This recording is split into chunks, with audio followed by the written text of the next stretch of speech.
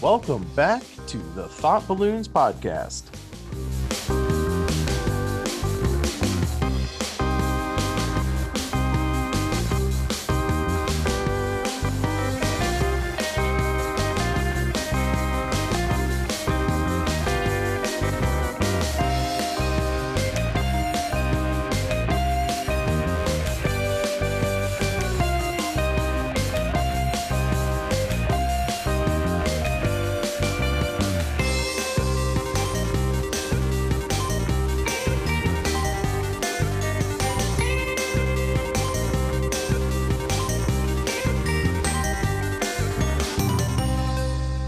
I am your host, Jeff Folsham. With me today is one of my good friends, a streamer on Twitch, an avid role player, and one of the team members of my stream team, Hero Approved. Welcome to the show, Goe Dirt. Oh, hi. Thank you for having me, buddy. It's good to be here. I'm super Good to have excited. you. Thank I'm you. excited. I'm hella excited. It's as a fan as well as a consumer of your medium, it makes me happy to be here. So thanks for having me, buddy. As a fan and a lover, as a as a fan of yours, I'm glad for you to be here too. We're already dropping the L word. Are we gonna hold hands, Felsham? I mean, I'm down. Oh man, how have you been, dude? You're a real busy boy. Like, how have you been? How you Oh. keeping? Oh man, I let me tell you, it's busy. I'm one of the people like I say it a lot on stream as well as to people. I'm sure you've heard it like a million times. I'm a person that values time, and all my time is put into different things. So it's really I'm one of those people that likes to move forward as well as always have something to do and same here. being exactly like that's why I think we bridge and connect so well because I see a lot of as long as my hands are moving and as long as my brain is moving, as long as I'm doing something, uh it feels good. Yeah, And exactly, and that's kind of where with streaming and the fact that it's so flexible and you're doing it all yourself, it really aids to the. I wouldn't say I'm a workaholic. I would say it's more of a person with many hobbies. I'm a hobbyist. I can dig that. I totally can relate to. It's like even last night, right? I was doing some art stuff while hanging out with people before I did my stream, and then we streamed like 2 hours of our Spaceship Zero RPG game, and then immediately after that I went got just a real quick dinner, then back to art while I was watching the men's street skate competition. And I watched that, like finished some artwork and stuff. And then it was like 2 in the morning Oh gosh. and I was kind of tired but not really tired. And it was like one of these things of like I could play a game, but they're like none of the games in my Steam list were like really interesting to me. And I just sat there and I was like, there's like nothing on YouTube, there's nothing on Netflix that I want to watch. It's like I just don't have like any like ongoing art projects. I was like, I just want to be doing something. It's 2:30 in the morning. I should probably be going to bed, but like I just couldn't help myself but like want to keep working on something, you know? I It's have that like same issue. Oh man, because like like the huge thing is I was in the same boat as you. I went to bed at 2 in the morning as well. Weekends are usually my do things and keep doing things. So I was sitting there, I'm just like, this is, at this moment, I don't know when this is going to release or anything like that, but Turkey got me back into Magic the Gathering. I believe probably it's on released in Turkey. about a week. Yeah. And okay, so yeah. it will be still be relevant because I will still be playing. I blame Turkey. I was sitting there. I was playing Turkey. Well, I was playing a Magic the Gathering, and I was essentially trying to, I was just building decks. I was just like, I need to do something. So I was sitting there. It's Yeah. like, well, I can do this, and I was looking up, videos like deck building, looking at new cards, just sitting there going, okay, this, and then it was like 2 in the morning. I'm just like, I got like so bored. I found a life gain deck that where I can't lose the game. So I was literally sitting in this game with this dude. I was at like negative. I think I got to negative 12,468, and he was positive 16,000 something HP. Like that's how far. Wow. That's how far. Well, because the card, like I was losing. His value engine was going. Mine was gone. I couldn't win. But the only reason why I was still in the game is because of one card. Needless to say, he won because he had a land wipe, and that was the only way he was gonna win. Uh, and all his like, we were just in that game for I think an hour and a half. Me and this one dude, just absolutely nothing. And I'm just like, what am I doing with my life? And I closed the game. I'm just like, okay, I'm going to bed now. It was oh man, it was just it was one of those moments where if you were watching it as a passing person, it's just like, why don't you just end it? It's just like, I don't want to, I can't, no, not yet. I wonder But how yeah. the other guy felt, like beating you that badly, but not being able to like just completely win the match and just like it's like an hour in. He's like, why is he just not forfeited yet? Exactly, and the thing about Why it is is he keeping me here?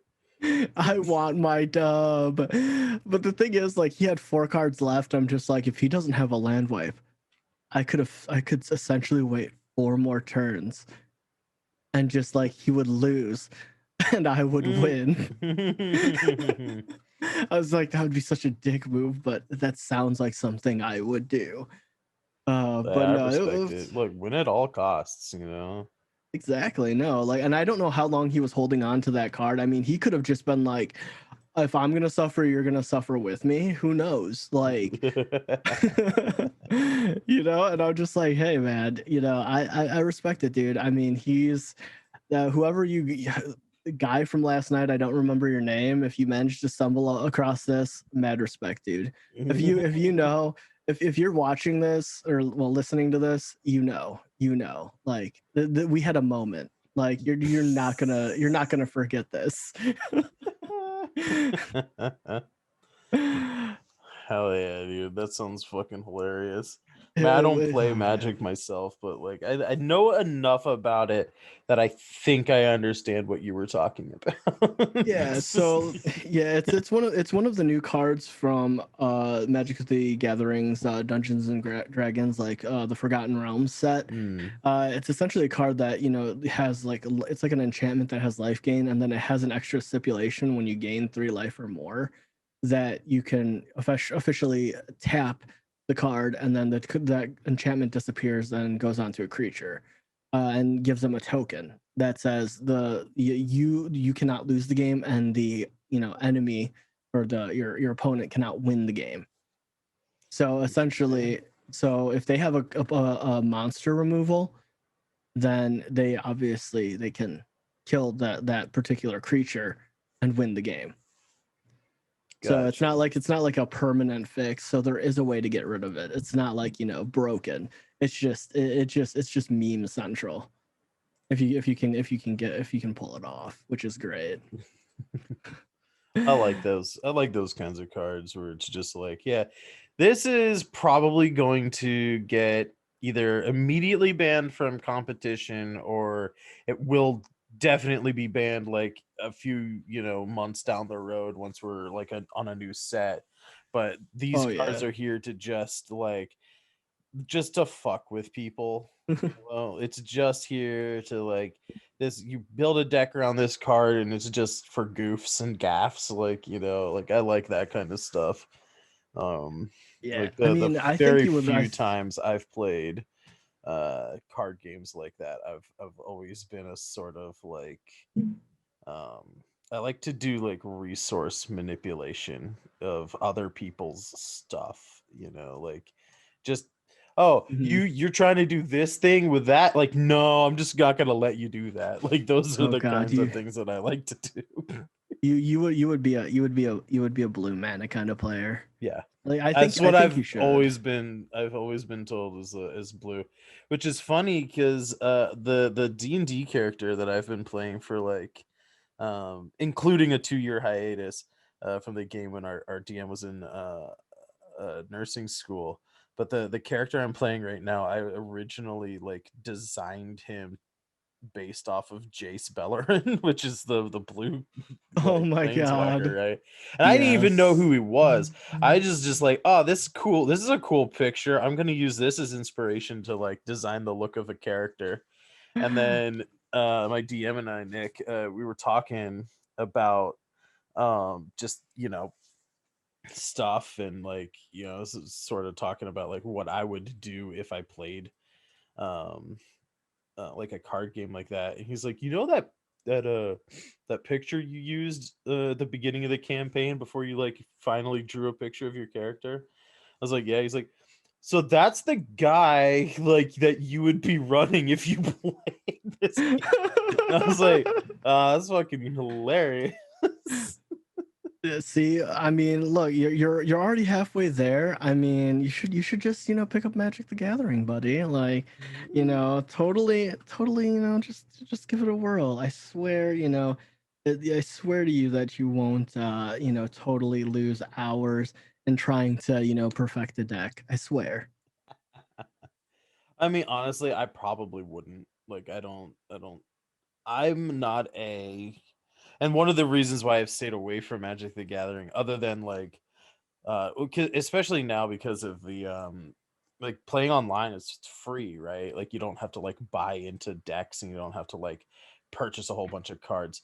Before that was a thing, one of the things that kept me away from it was like, I don't want to be spending hundreds of dollars on packs trying to find rares. Like, I don't have the money to do that. But now that it's like online and free, I've thought about getting into it, but I'm not the kind of person that's going to be like studying cards and trying to like min max a deck. I'm just gonna be like, sure, this card No. looks cool. Let's throw it in and see what Yeah, yeah. happens. Well, no, it's not min maxing a deck. It's meme maxing a deck is what you'd be looking for. There's a complete difference. Because, like, for me, I mean, I have a couple decks that I can use in ranked, but ranked isn't my priority. I just go on and I just do standard queue for the most part.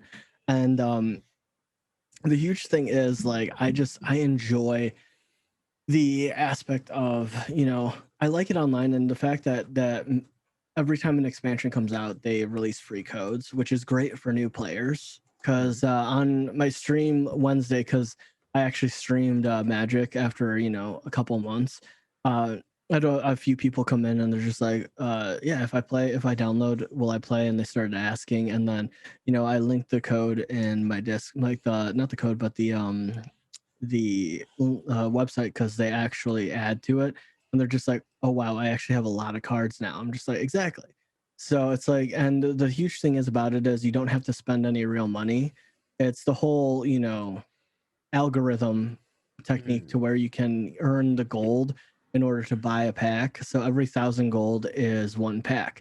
So if you just keep on doing that, and if Forgotten Realms isn't your kind of set, you can just save up your gold. And I know people that have hundreds of thousands of gold, and they just they just sit there and save it and just like, I'm gonna wait for this set, or they just buy a couple, or they look online. It's like, do I really want any of these?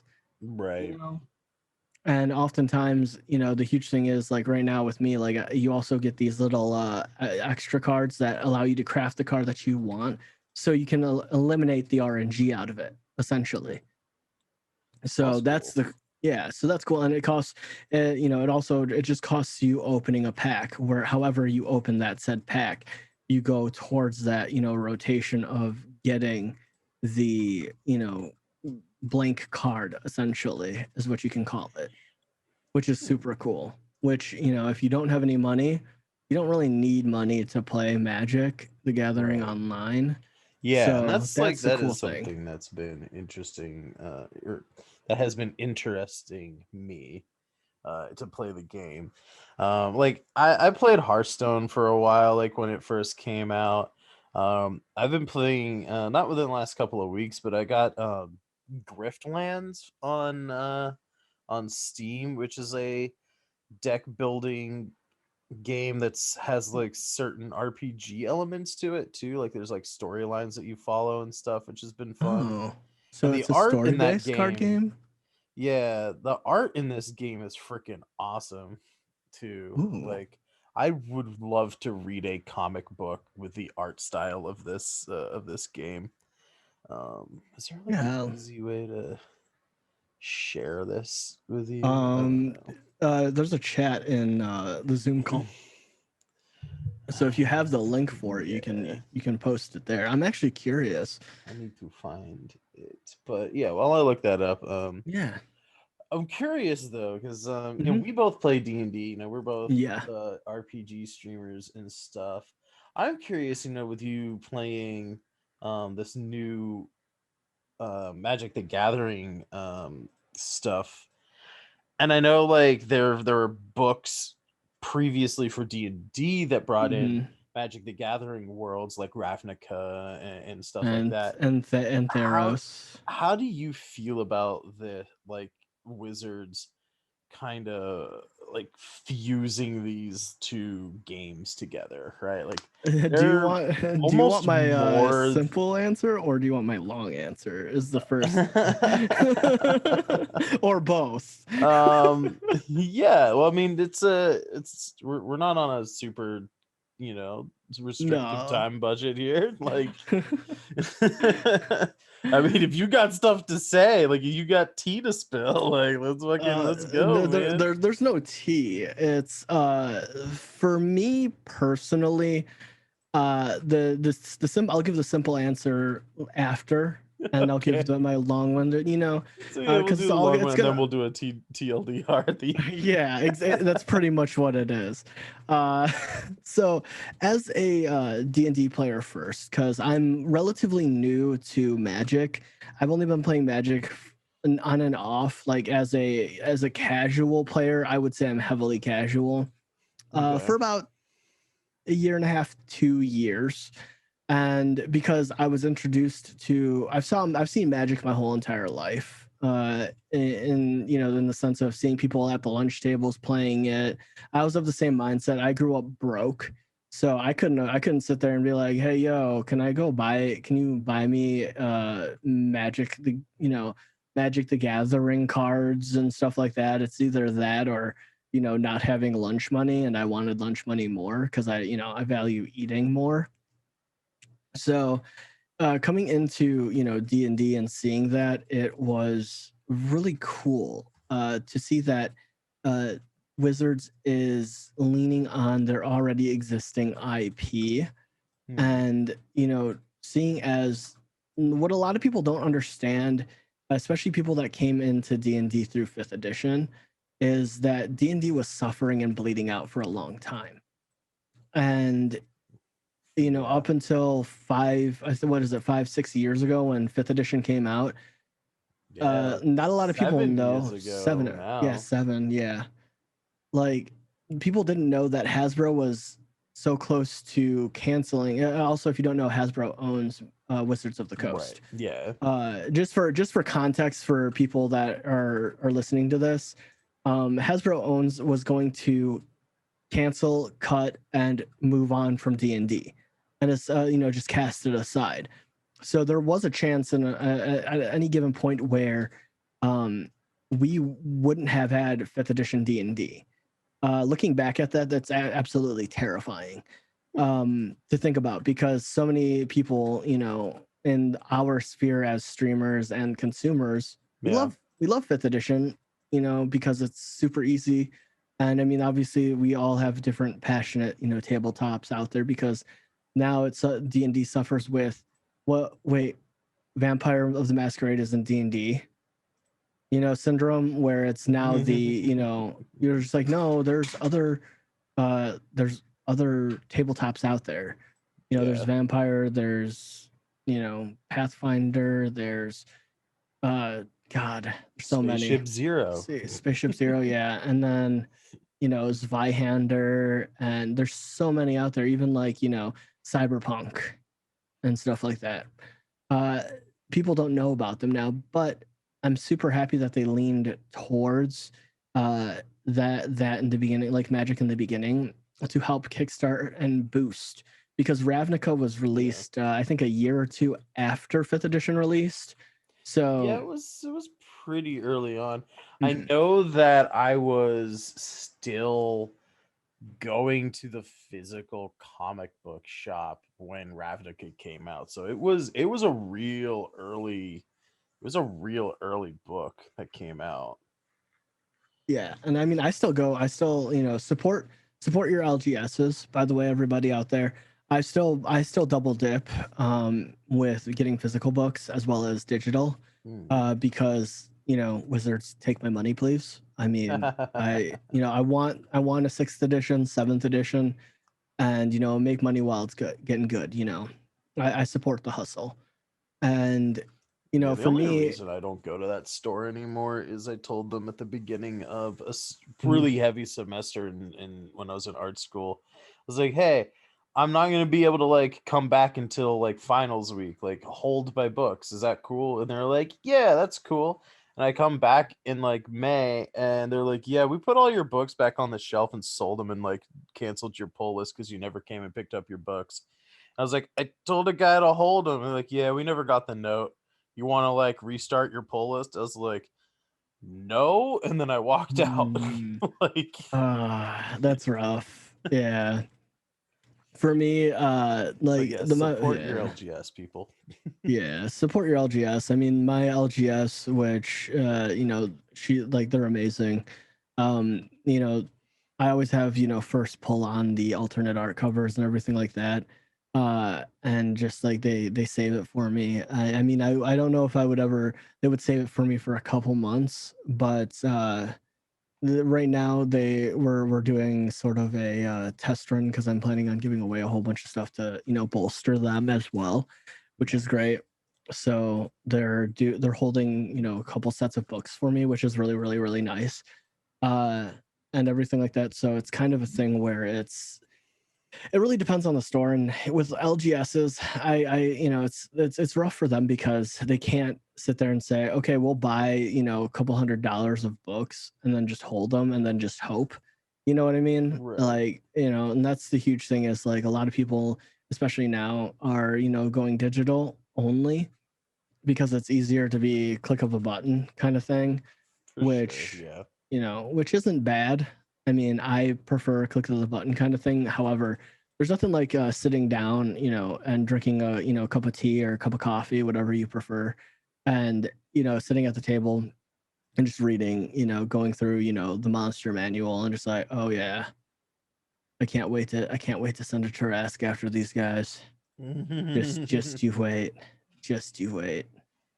Yeah, so it's kind of where I'm happy that they lean towards magic to give them a stabilization point. However, it's also a double-edged sword because we want some of the AD&D kind of stuff. A lot of veteran D&D players can back me when I say this is it's great that they're pulling from them and they're pulling from, you know, different sources, but I would like them to see them go out of the Sword Coast. Uh, Right.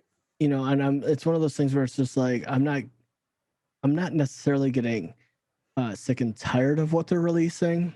I mean, they're listening a little bit more now that with the new Book of Dragons that's coming out. Like I think it's uh what is it called? Like Frezit's Dragons or something like that. Fazbanes or something? Yeah, Fizzbang, I think. Fizbang? Something. Yeah. Yeah, yeah. I'm happy that they're doing that to, you know, give us more dragons. Yeah, Fizzband's Treasury of Dragons, which is great.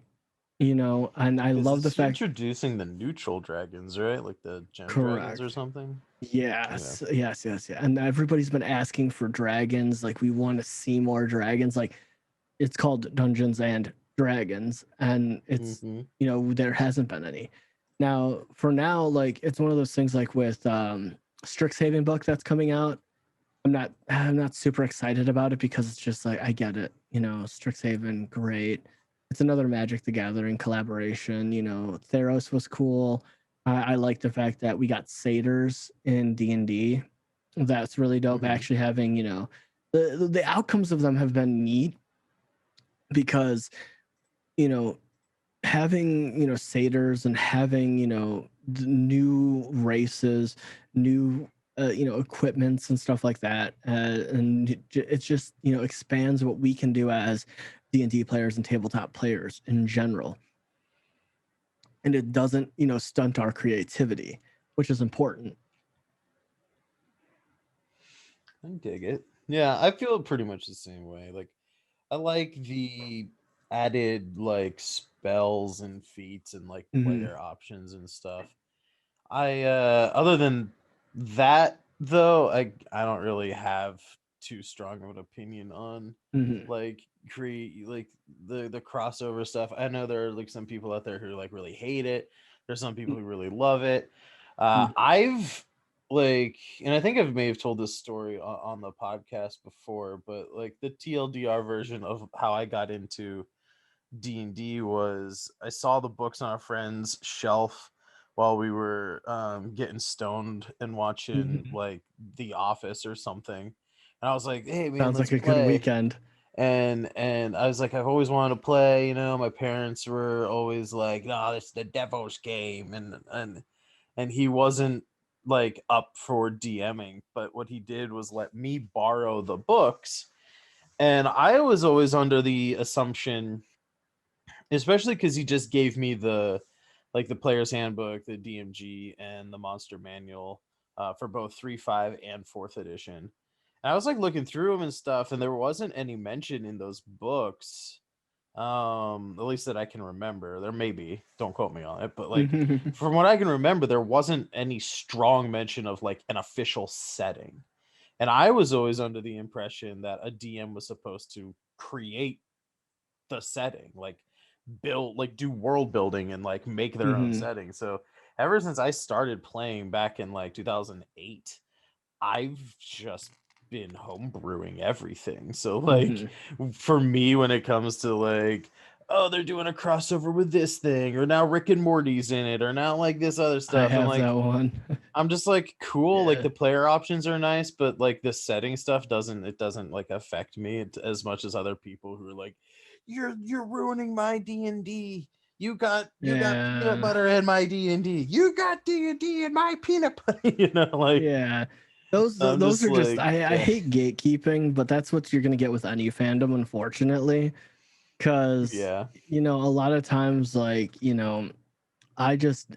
don't like the gatekeeping that happens with especially with D&D, especially now that we have the people that have been playing since the 80s, and they're just like, y'all kids don't right, know about THACO, and you don't know about taking this number, and that kind of upsets me because it's just like, yeah, sure, there are other editions, but you don't have to just play that edition. And when yeah, there's like, well, I played fifth edition and it's like playing a freaking kids game, it's like, well, it's because you're it's looking at it through a negative light. right. It's like, of course I don't know how to calculate freaking to hit armor class 0 because it's not part of this current rules book. It's the same thing of like, I know how to change a tire on my car, but I don't know how to shoe a horse. Like, I don't ride a horse, I Exactly. drive a car. I play fifth edition, I don't play first or second ed. Like, I don't need to know fake. Like, why are you Yeah. like, speaking of Thaco, though, we love DM Thaco of Yeah. Dragons in the Thaco, Dining yeah. Room. That Another hero from the game. Thaco, That yeah. hero, that Thaco is cool. Yeah, Uh, that Thaco, and he I is know a a lot bean and about a that. sweetheart. Yeah. But the mechanic of Thaco, I know nothing about and don't really Yeah. care to learn it because I'm probably never gonna play that And system. yeah, no, I had a whole graph chart, and like the multiplication table, like that you got in grade school.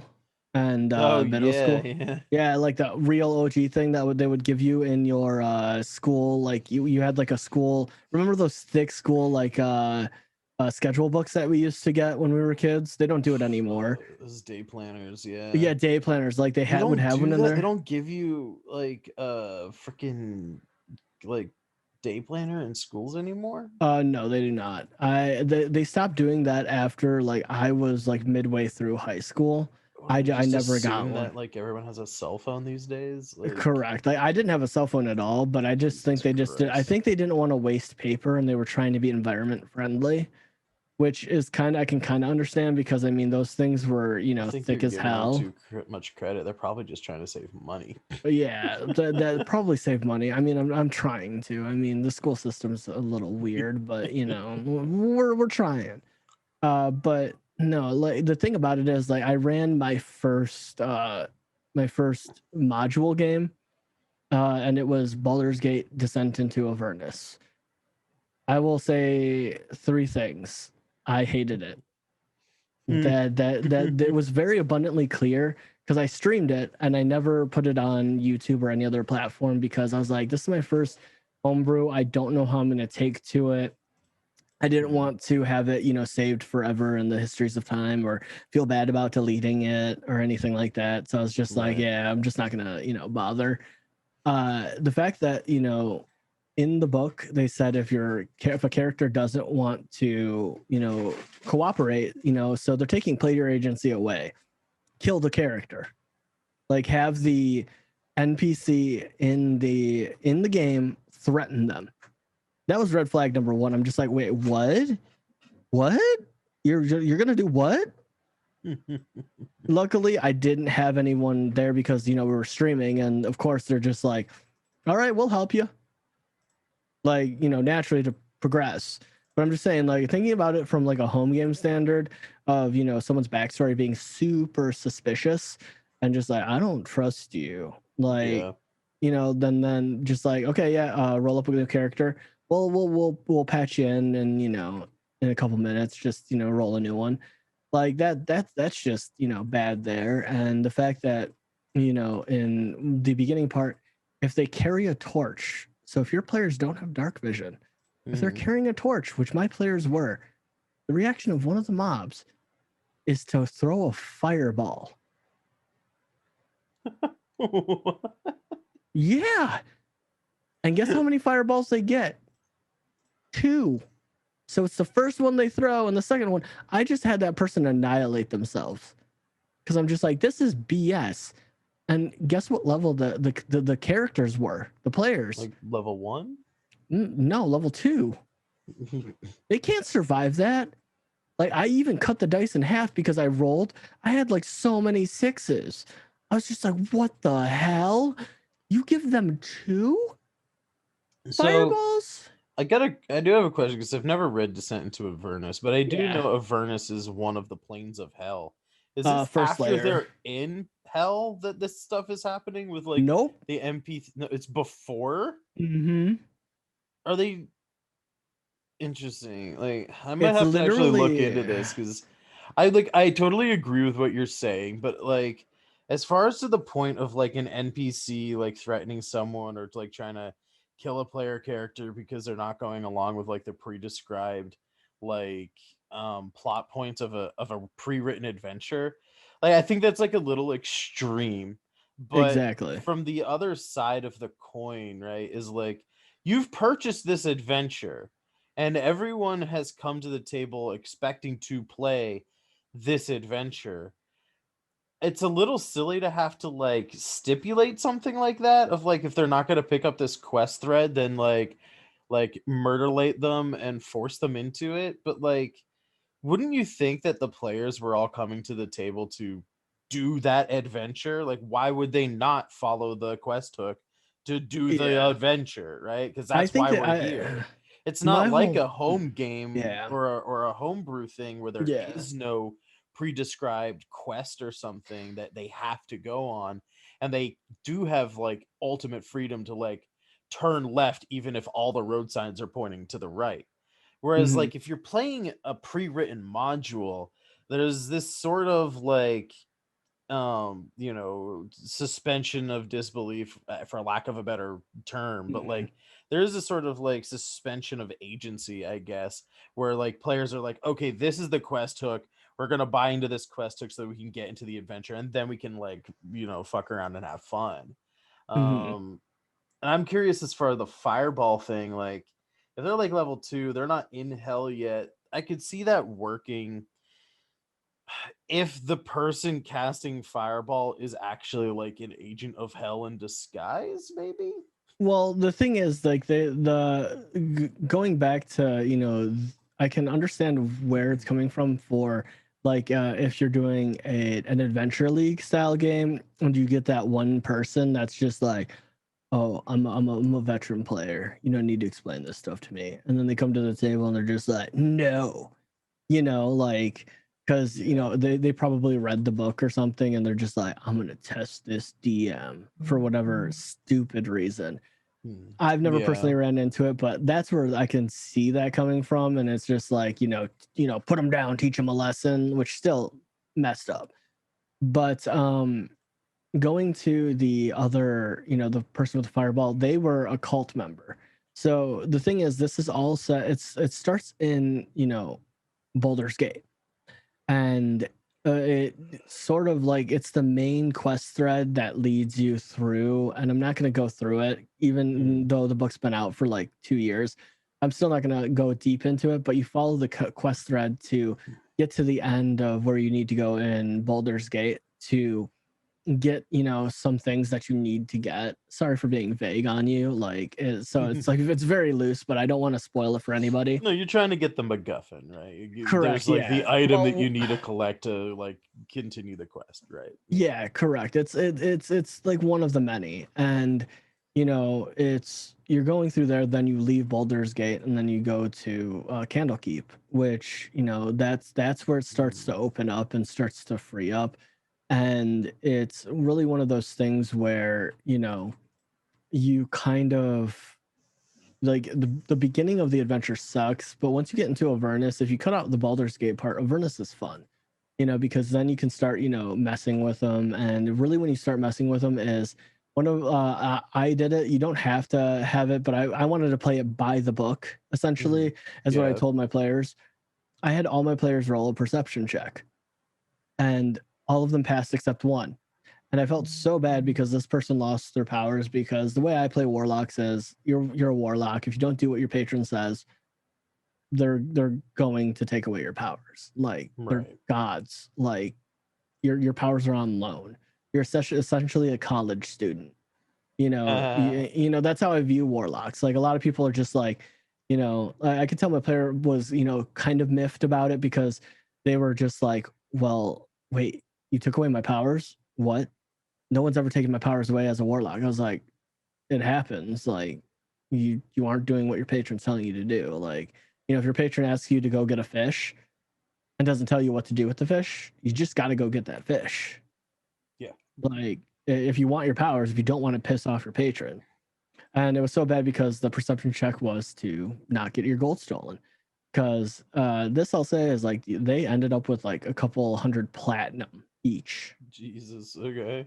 Yeah, and they lost it, and then it was funny because they end up going to an inn, and then they're just like, oh yeah, I have money. Like it was easy for other people to cover the cost, but then they're just like, yeah, here's your I think it was like a couple coppers or something like that. It wasn't expensive, and I turned around and was like, you reach your hand into your pack to get your money, it's missing, and they're just like, wait, what? And then it was that realization that everyone's just like, that perception check he had you roll like 3 sessions ago.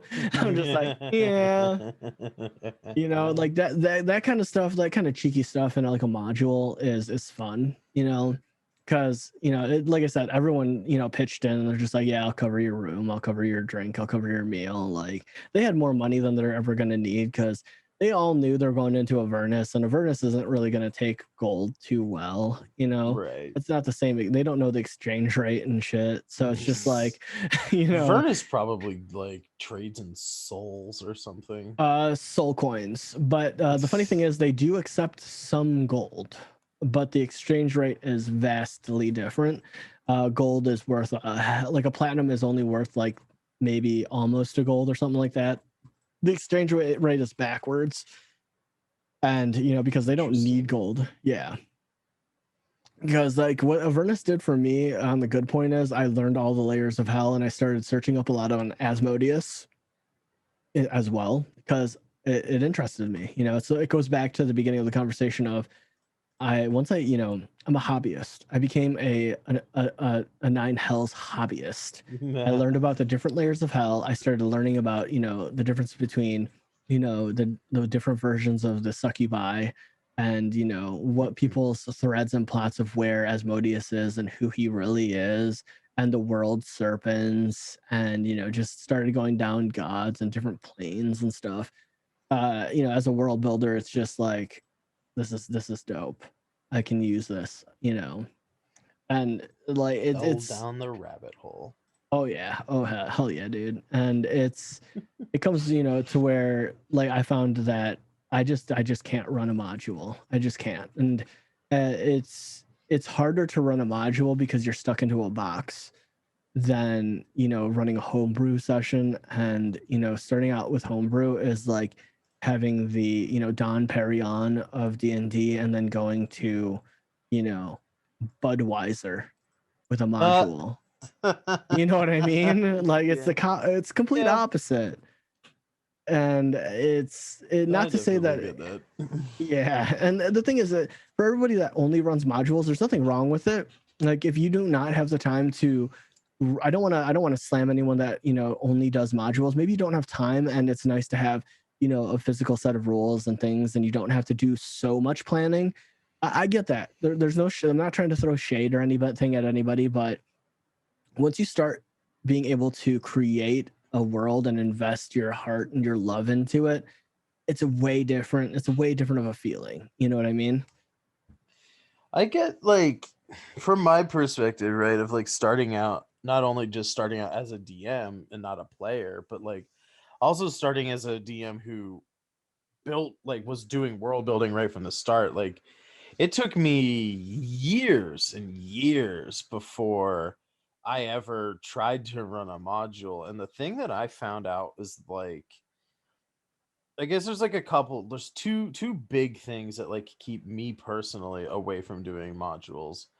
And the first one is it's a hell of a lot easier for me to Mm, remember the lore that I make and my players make mm, with me than it is to sit down and study a book. mm, I know it's like something that we talked about just like in the like as we were setting up to record here is like mm, we were talking about our different views on history as just a subject like in school. I mm, kind of viewed like I was not a fan of history. I'm not like a fan of like learning facts and dates and things and like it just like here's a bunch of information, learn it. Like if it's not presented in a really fun, engaging way, like I'm not going to absorb that info. And so being like, okay, here's Greyhawk, time to play a Greyhawk, and you got to learn everything about Greyhawk if you want to DM it. I'm just not is my brain's not going to absorb that information. But when I mm. create something myself, like I there are I've having done this now for almost 15 years, like almost 14, 15 years now. Like I'm sure there's a lot of lore of my own world that I've forgotten at this point, but like I remember Mhm. still to this day like a lot of the major things, right? That Yeah. like really matter for a campaign. And there are things that I have read when I was playing the dragon stuff, the first like Tiamat and all that stuff that Oh yeah, the the Horde of the first Dragon Queen. yeah, the first things that came out for 5th edition. And I Mhm. tried to run it in the Forgotten Realms and like I'm even playing in a campaign right now that's set in the Forgotten Realms, and I don't know anything about the Forgotten Realms. I know Elminster's a thing, and Dritz is a thing, and I know the names of a few cities, but like I really don't know much lore about it, even to this day. After Mhm. having run a campaign and currently in a campaign set in Faerun, like I still really don't know a lot about the Forgotten Realms. So that's like a big thing why I like to do homebrew stuff.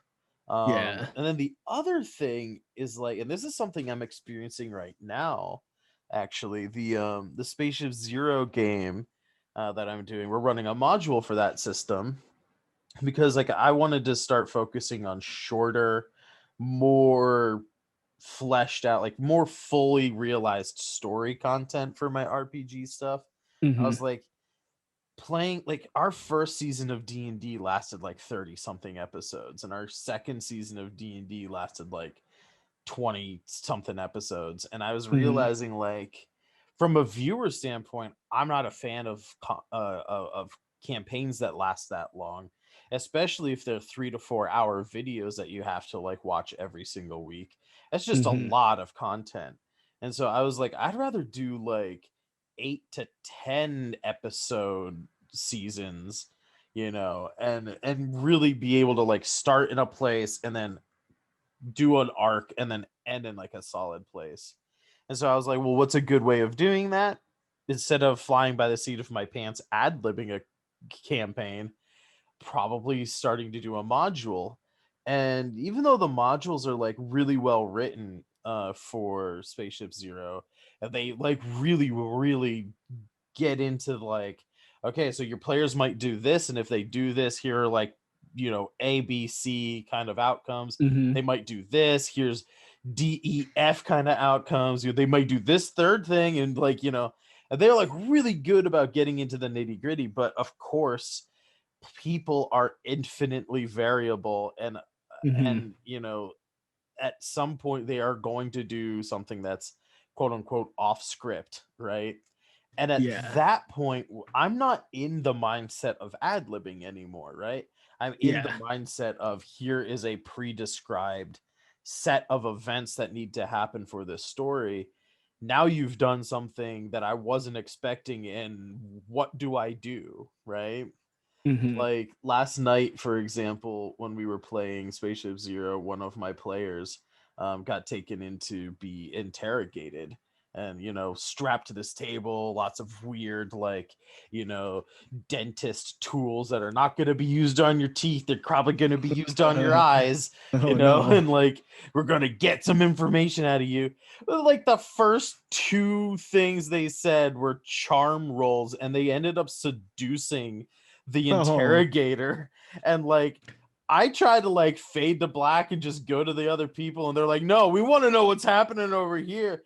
And I was just like, the rules don't they don't talk about this. I don't know, like, what? And they're like trying to like force me into this situation of like describing the coitus between a human and a half fish half human person.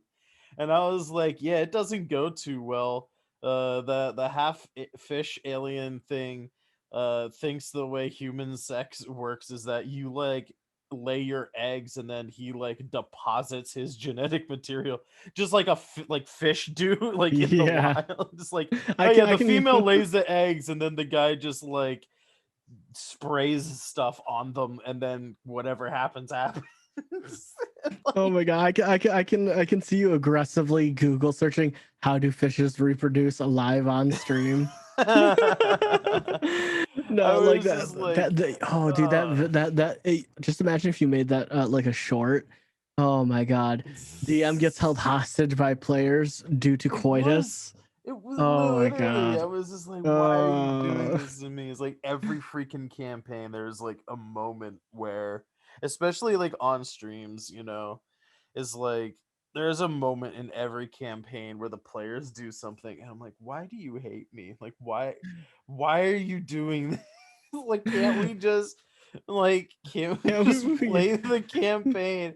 And I'm like, no, we're gonna get hyper focused in this thing.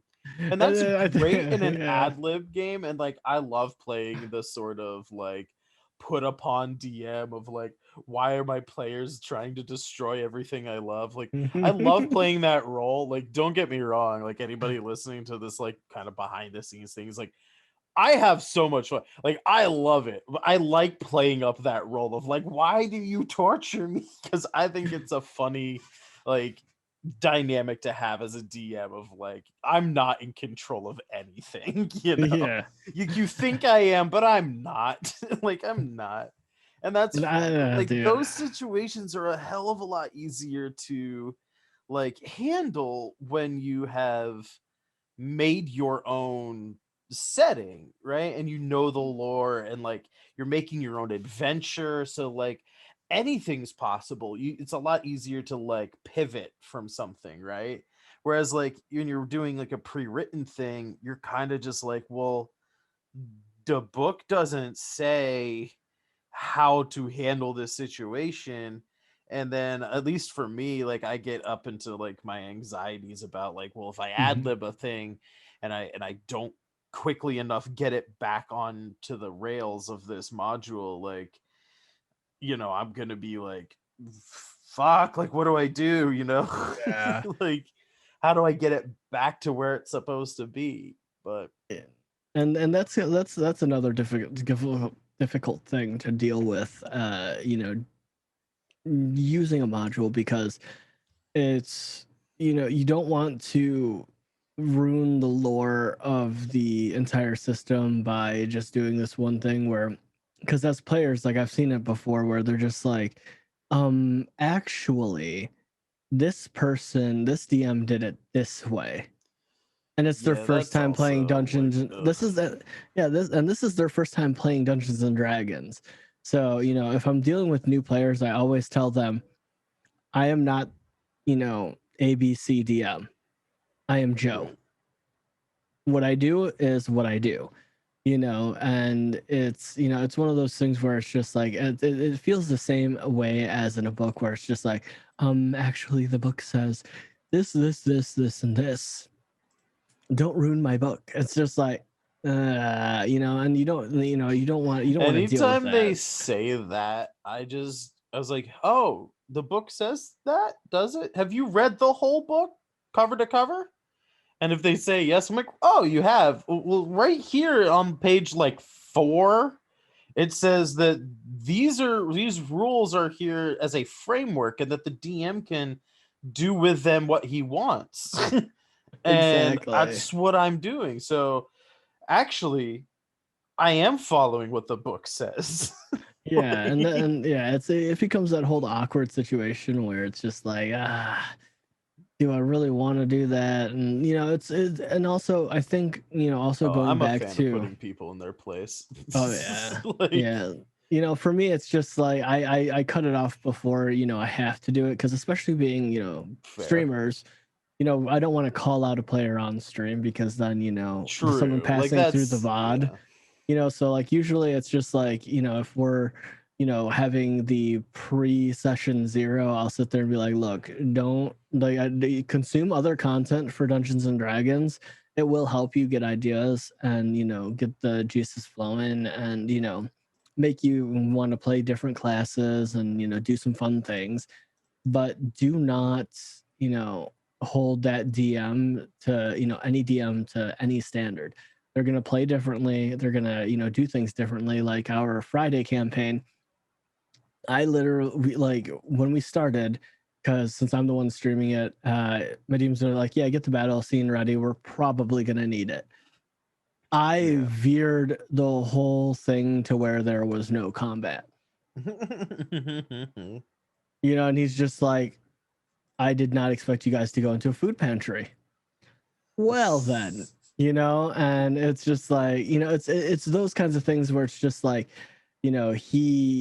it's those little things that happen to DMs, and it's just like how well do you run with it, Right. and I love when players think of cool creative ways to do things, and I especially reward my players like when I'm DMing. I reward them for role play.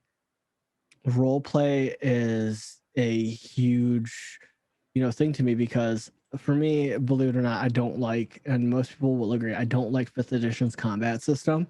Mm. It's slow, it's boring, it's you Mhm. just rolling math rocks and just Yep. like I want people to describe what they're doing, make it great, make it awesome, make it more dynamic, and Have you played any of Powered by the Apocalypse games? No. You might like Powered by the Apocalypse because that there are dice and stuff like to accomplish things. Hmm.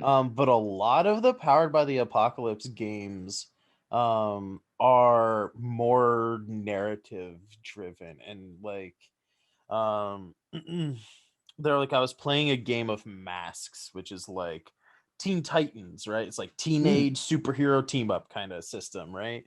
Yeah. But it's a Powered by the Apocalypse game, and literally, like in the rules, like as you're like learning how to play the game, it's like you can't, you're not, you can like because you can do whatever, right? But like the rules really want you to be like you cannot do one of your moves unless you do the thing the move says you do. So like if Ah. like you have to like use your power or whatever, And then you have the um JoJo and pose. it says like, like you have to engage a threat, you have to actually go engage the threat. You can't just like try and use that move like out of a combat situation, right? Or if there Ah, isn't okay. any threat, you just can't use it.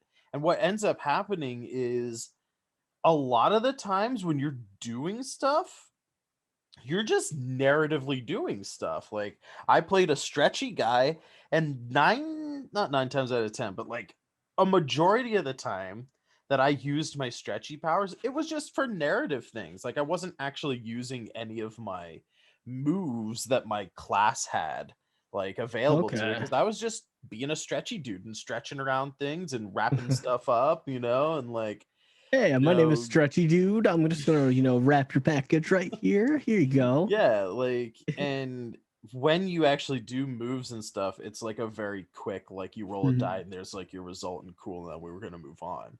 And it's a really fun, it's like more rules light and stuff. I would definitely have you like check that system out. Yeah. There's Have you different ever? genres and all sorts of Uh, cool stuff. yeah. Have you ever heard of Zweihander? I have, yeah. You should. I really enjoyed Isn't that Zweihander powered because by the apocalypse? uh, potentially I'm not sure. I have to look that up. Yeah, I'm not sure where it comes from. The developer of the game system, he actually stopped in the stream and he does go through like people who are playing Spyhander, and if you tag them in it on like Twitter and stuff, that he will come in and he'll drop some bits and stuff because he loves seeing people play it. Nice. Uh, yeah, he's a real cool guy. And Maybe it's just he its own thing.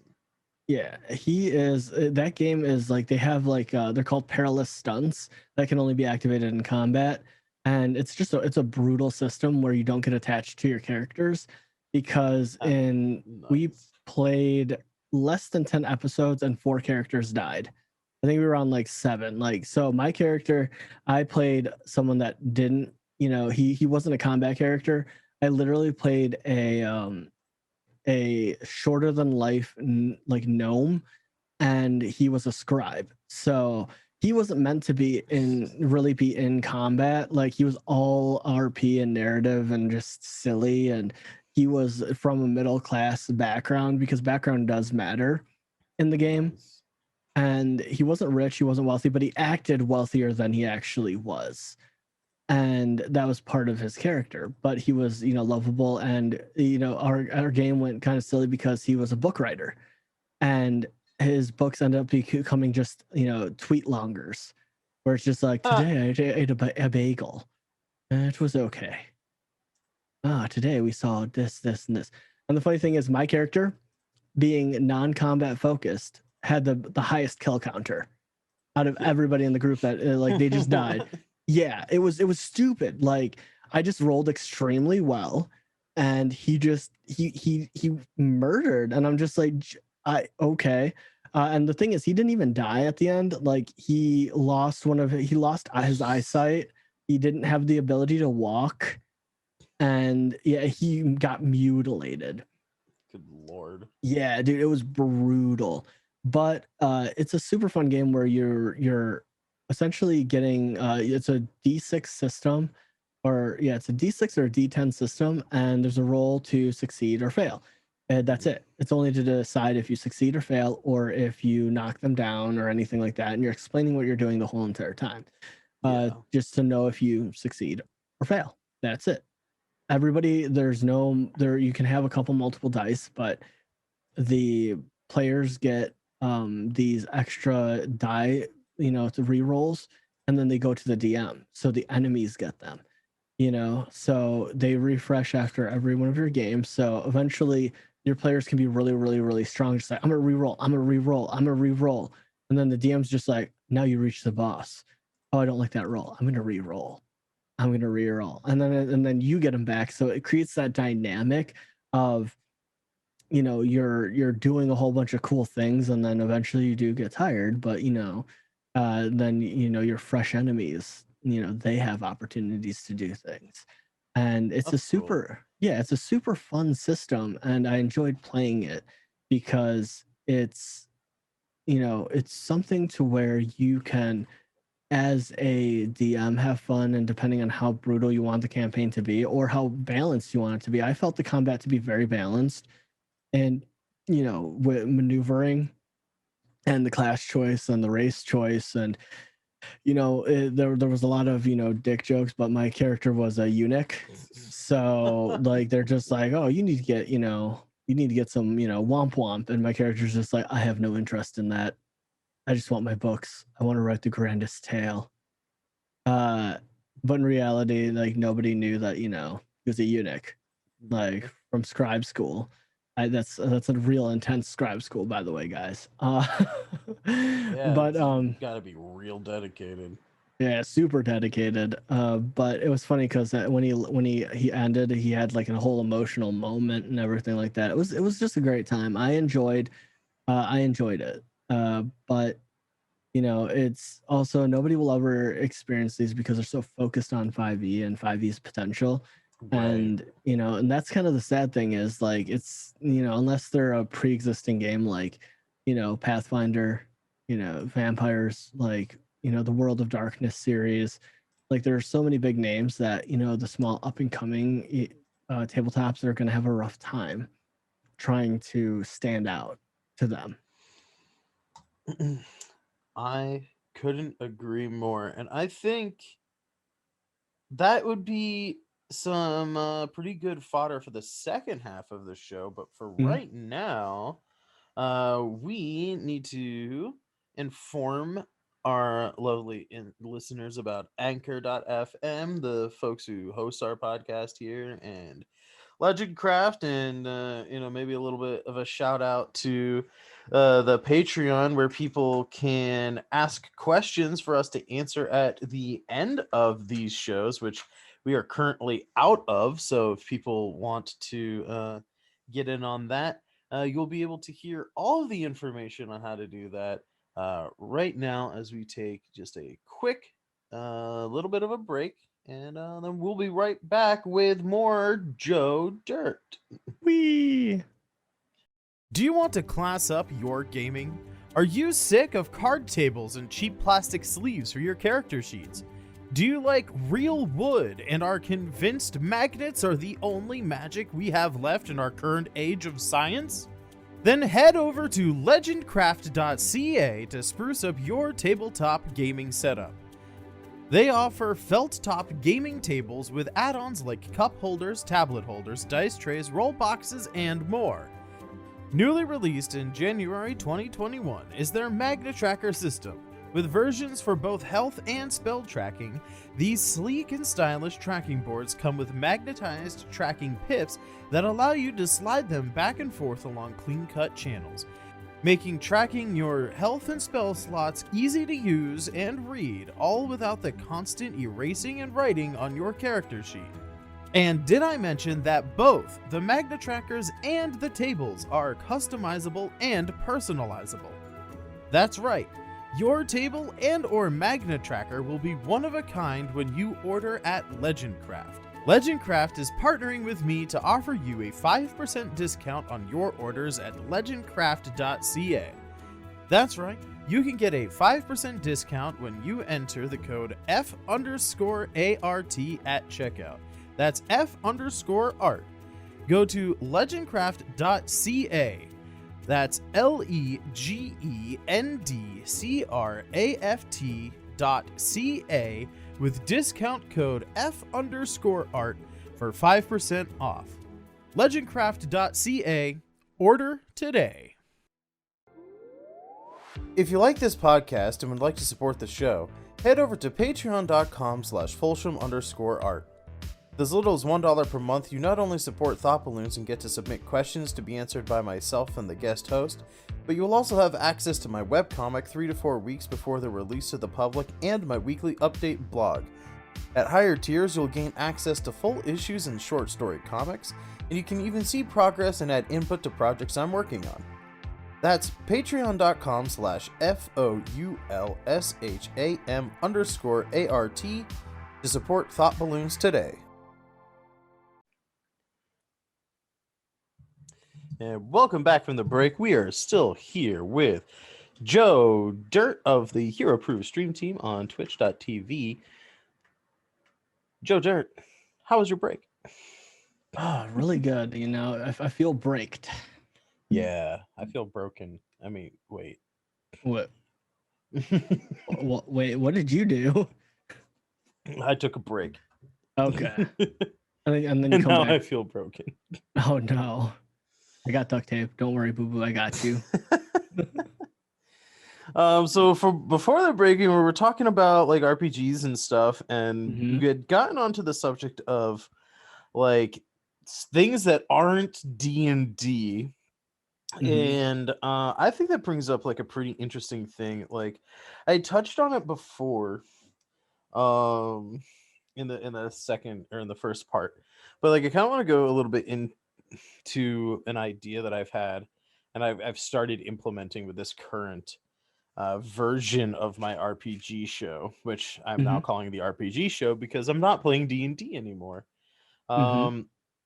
Some listeners will remember, I think I've had a few of our players on the show before. I used to do 5th edition D&D stuff, and our group, for various life reasons, needed to put that campaign on hold. So I'm still holding off on that. Like I want to finish the story of those characters. And I have an idea that like once I set it up, it won't be any work beyond that would involve 5th edition.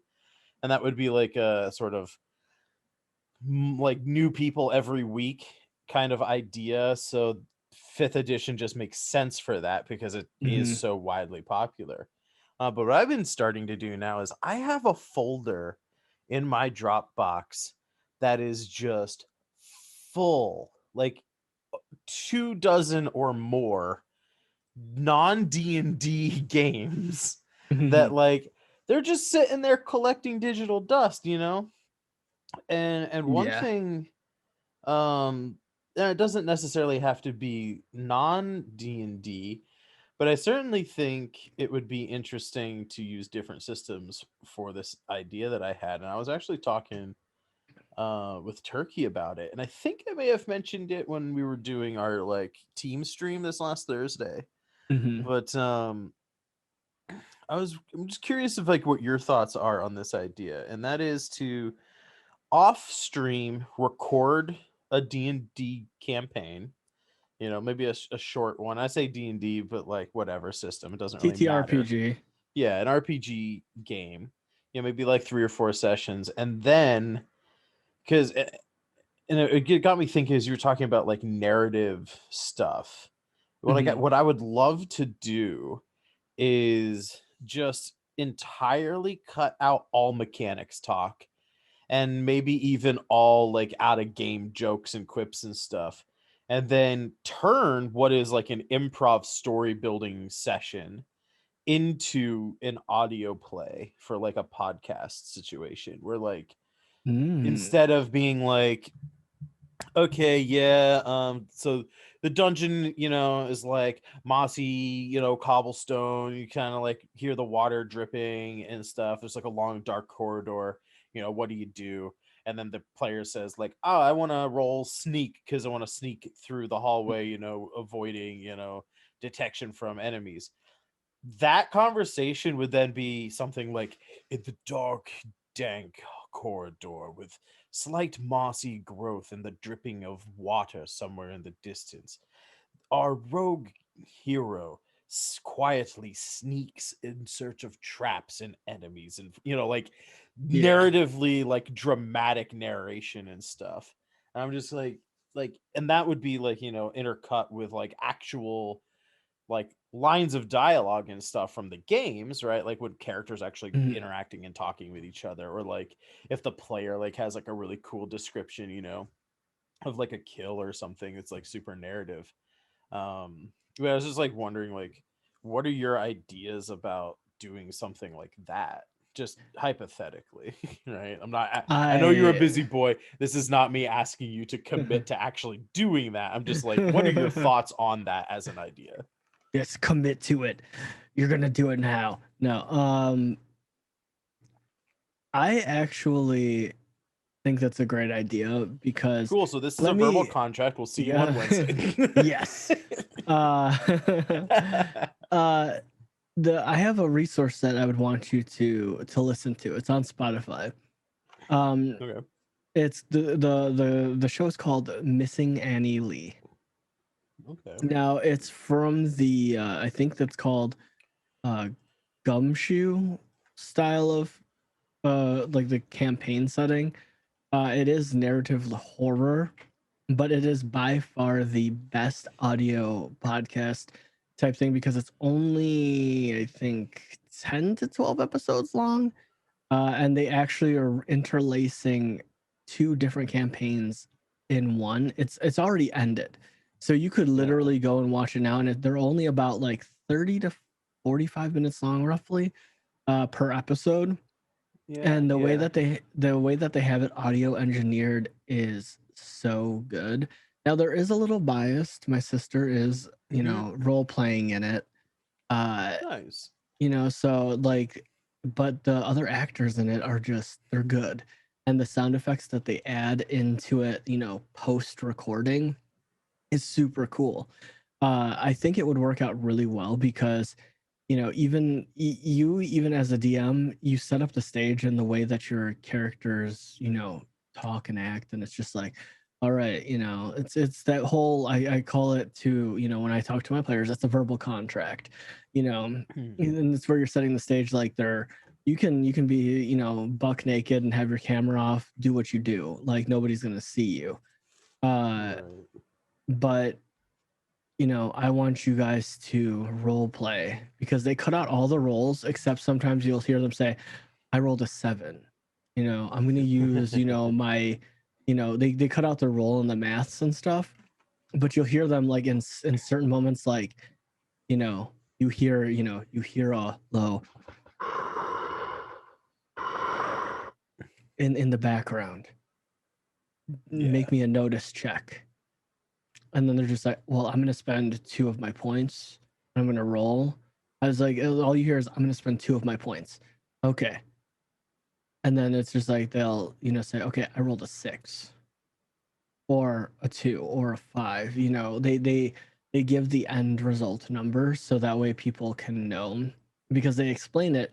They have the segment in the beginning. It's, Mm. explaining, what kind of system and what, anticipates going into it, which really helps, because then at that point, you're setting up the stage for them. You're, bringing in your storytelling, and then they're, still roaming around in it. But my sister told me it's like, yeah, we were memeing and hamming it up, and there was a point where they're just like, stop, because like, or just because people are, acting, and it's more of a horror style, campaign. So Right. they're obviously not afraid, in real life. So of course they're gonna make jokes, but Yeah. the way you can set it up is the same way, Yeah, and I've been have listening that. to another podcast called Dark Dice, which is another Mm. horror but audio play.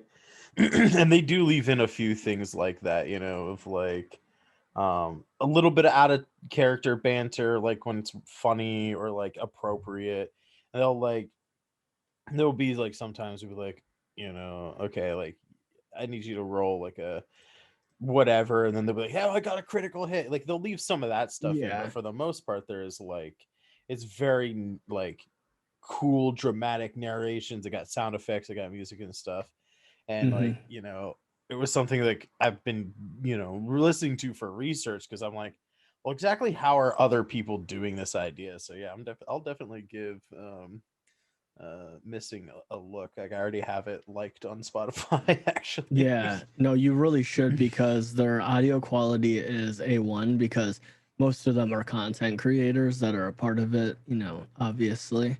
But it's one of those things where, that I really enjoyed my, listen through that one, because it's it's there in the way that the players can convict, and there are no jokes in there Mhm. aside from narrative, like if they're role playing and it's just like, oh, that I don't have feelings for this person, and it's like, yeah, it's like, what, like classic things like Right. that, but off the table stuff there isn't any.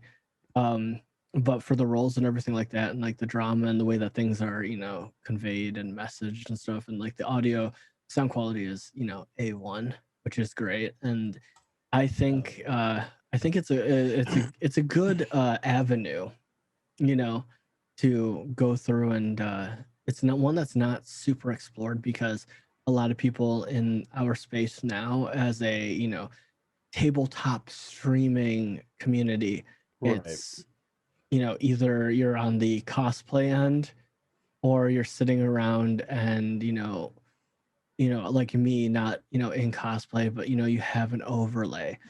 There's that Mhm. whole dichotomy of like, I'm trying so hard, you're not, kind of dynamic. But then you have the audio people over there just like, hey, I'm on Spotify, yeah, y'all don't see my face.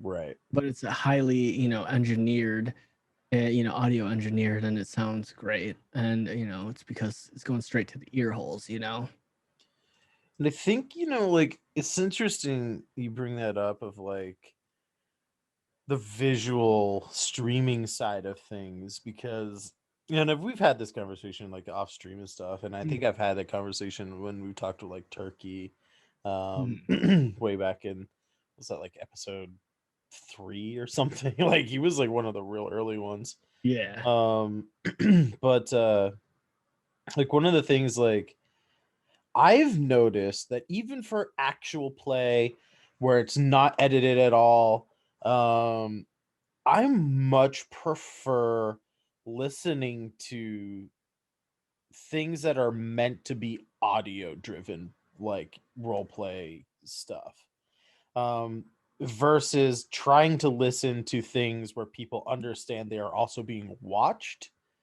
Um, I think there's a weird thing that even if people that are participating in those um things, I think there's like a weird subconscious thing that goes on where like this is something being produced for people to listen to and Yeah. only listen to where like the way it is constructed ends up being much more enjoyable as a listening experience where I can like put it on and I'll do my art, or I'll play like a mindless, like city building game like Banished or something where I don't really have to like pay attention to it and I can just listen to a story versus putting on something like a critical role or whatever, and I'm just picking on Mhm. them because they're the big dog, right? Like it could be Yeah. any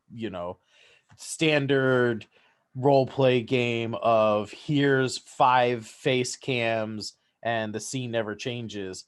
Those people, they know they're being watched, so sometimes they'll make a facial like a facial gesture or a hand gesture or something like that, and they know that people are watching them, so you lose a little bit of the narrative aspect of it when you're focused on something like an illustration or you're distracted by like a game or something.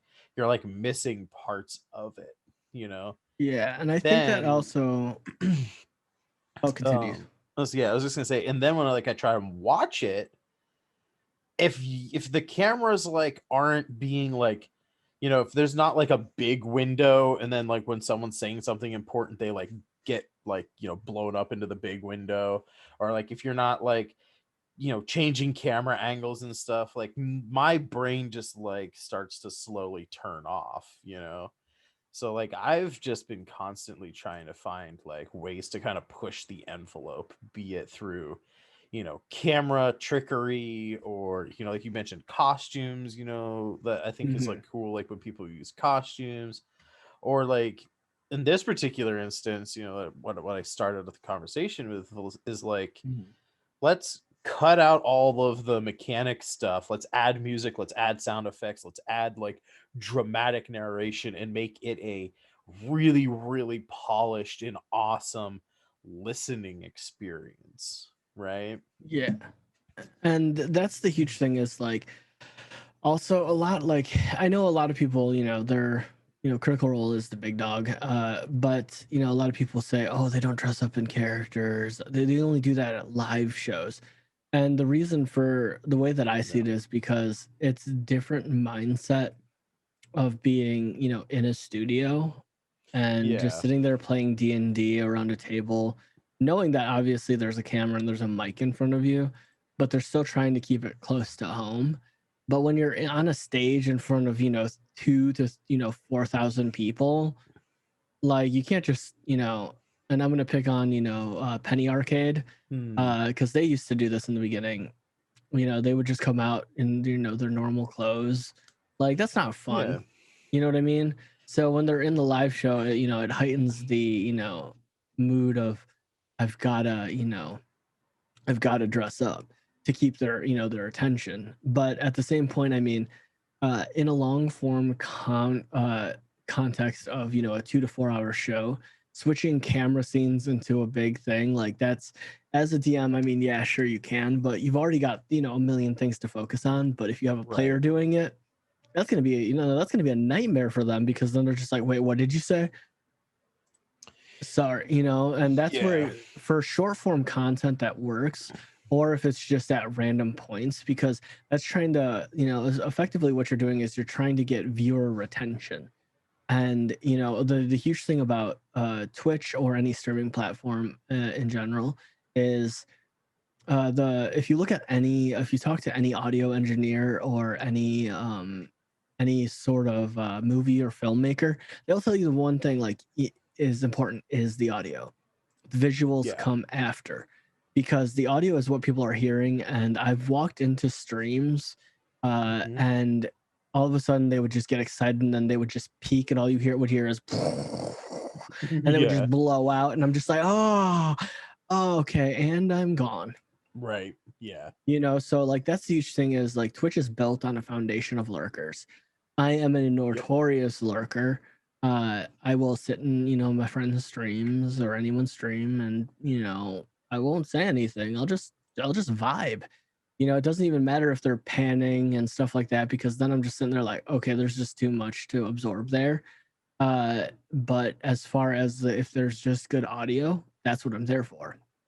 You know, and that's kind of where it comes down to is where Spotify is, good because a lot of times it's rough because as non-partners we oftentimes don't get transcoding and a lot of people Right. they don't want to even necessarily watch the stream. And like I do a lot of viewer games, those viewers are just like, hey, I just want to hear your voice, like what happened to your transcoding? It's like, look, I'm not a partner, I can't guarantee it's going to be there. And it's like, well, it was there yesterday. It's like, dude, go talk to Twitch about Yeah. that. Yeah. Like I can't control that, unfortunately.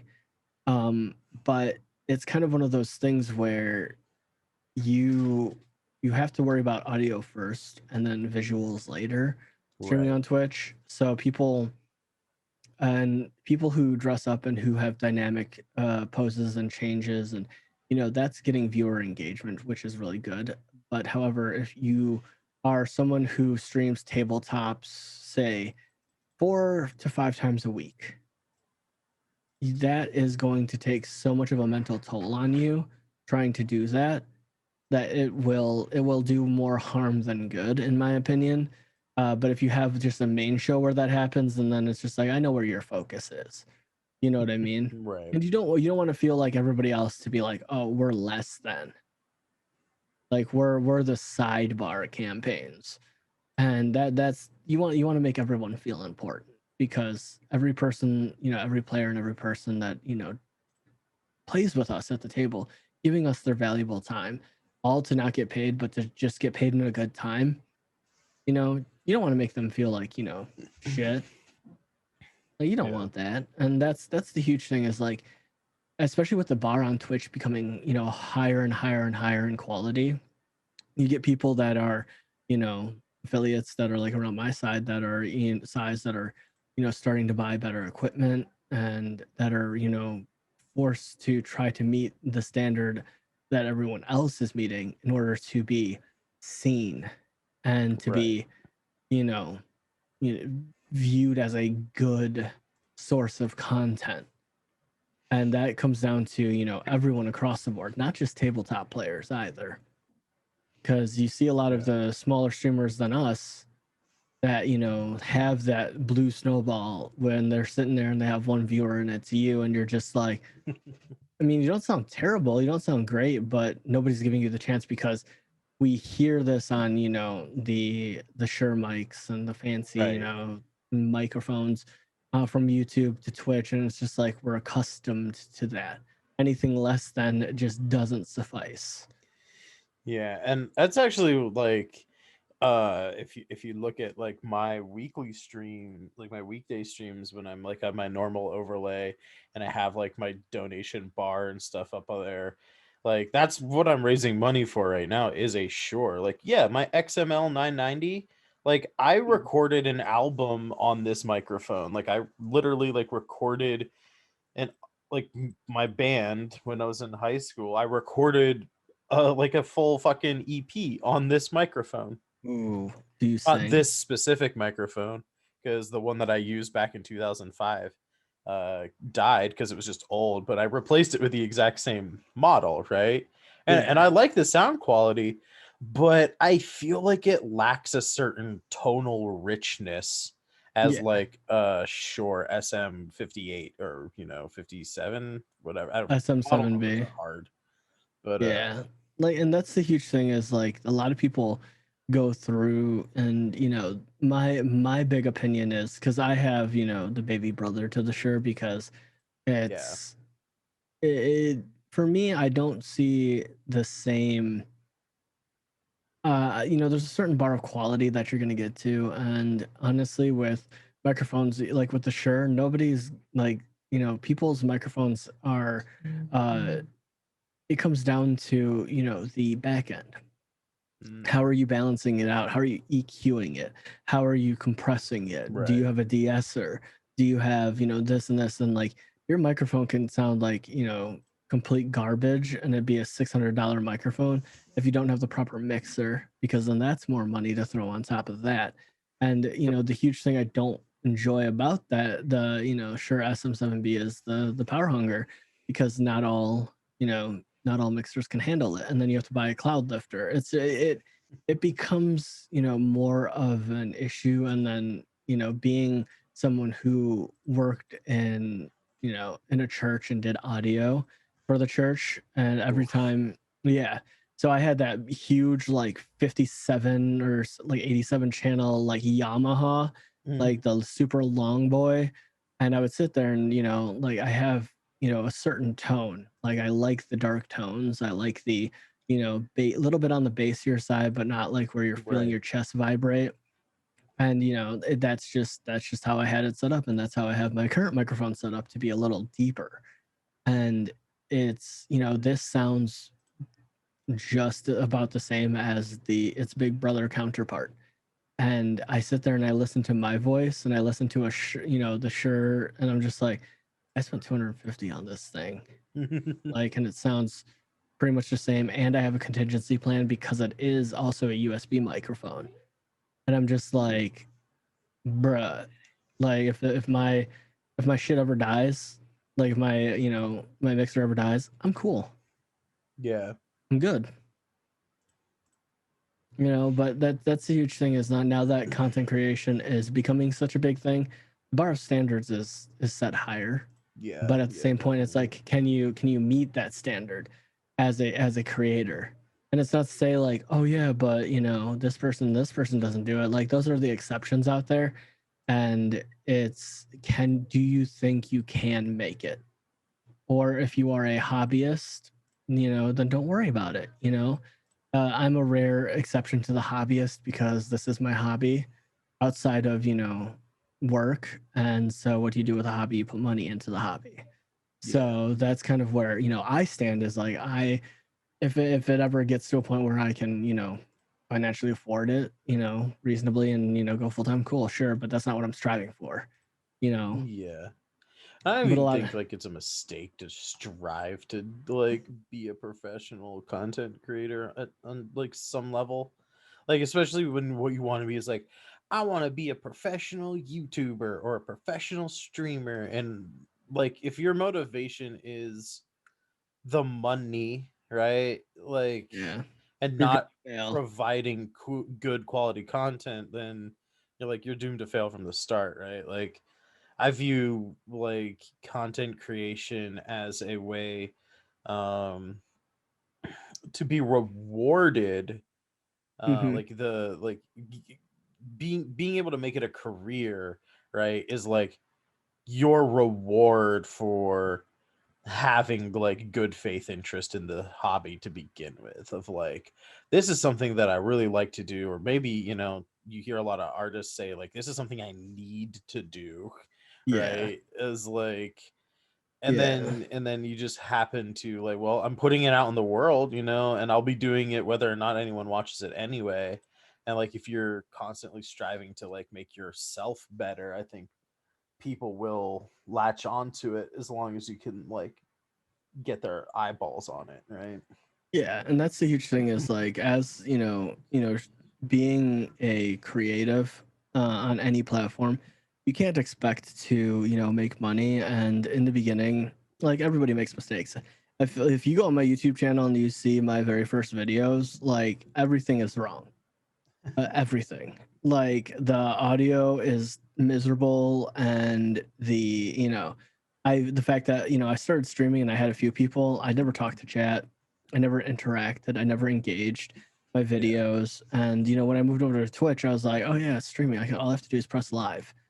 That was a lie, And I sat there and I slowly learned that the hard way that I was lying to myself. And it became, when I first started, it was the whole antithesis of, oh man, I have to press live, I have to do this because it's work.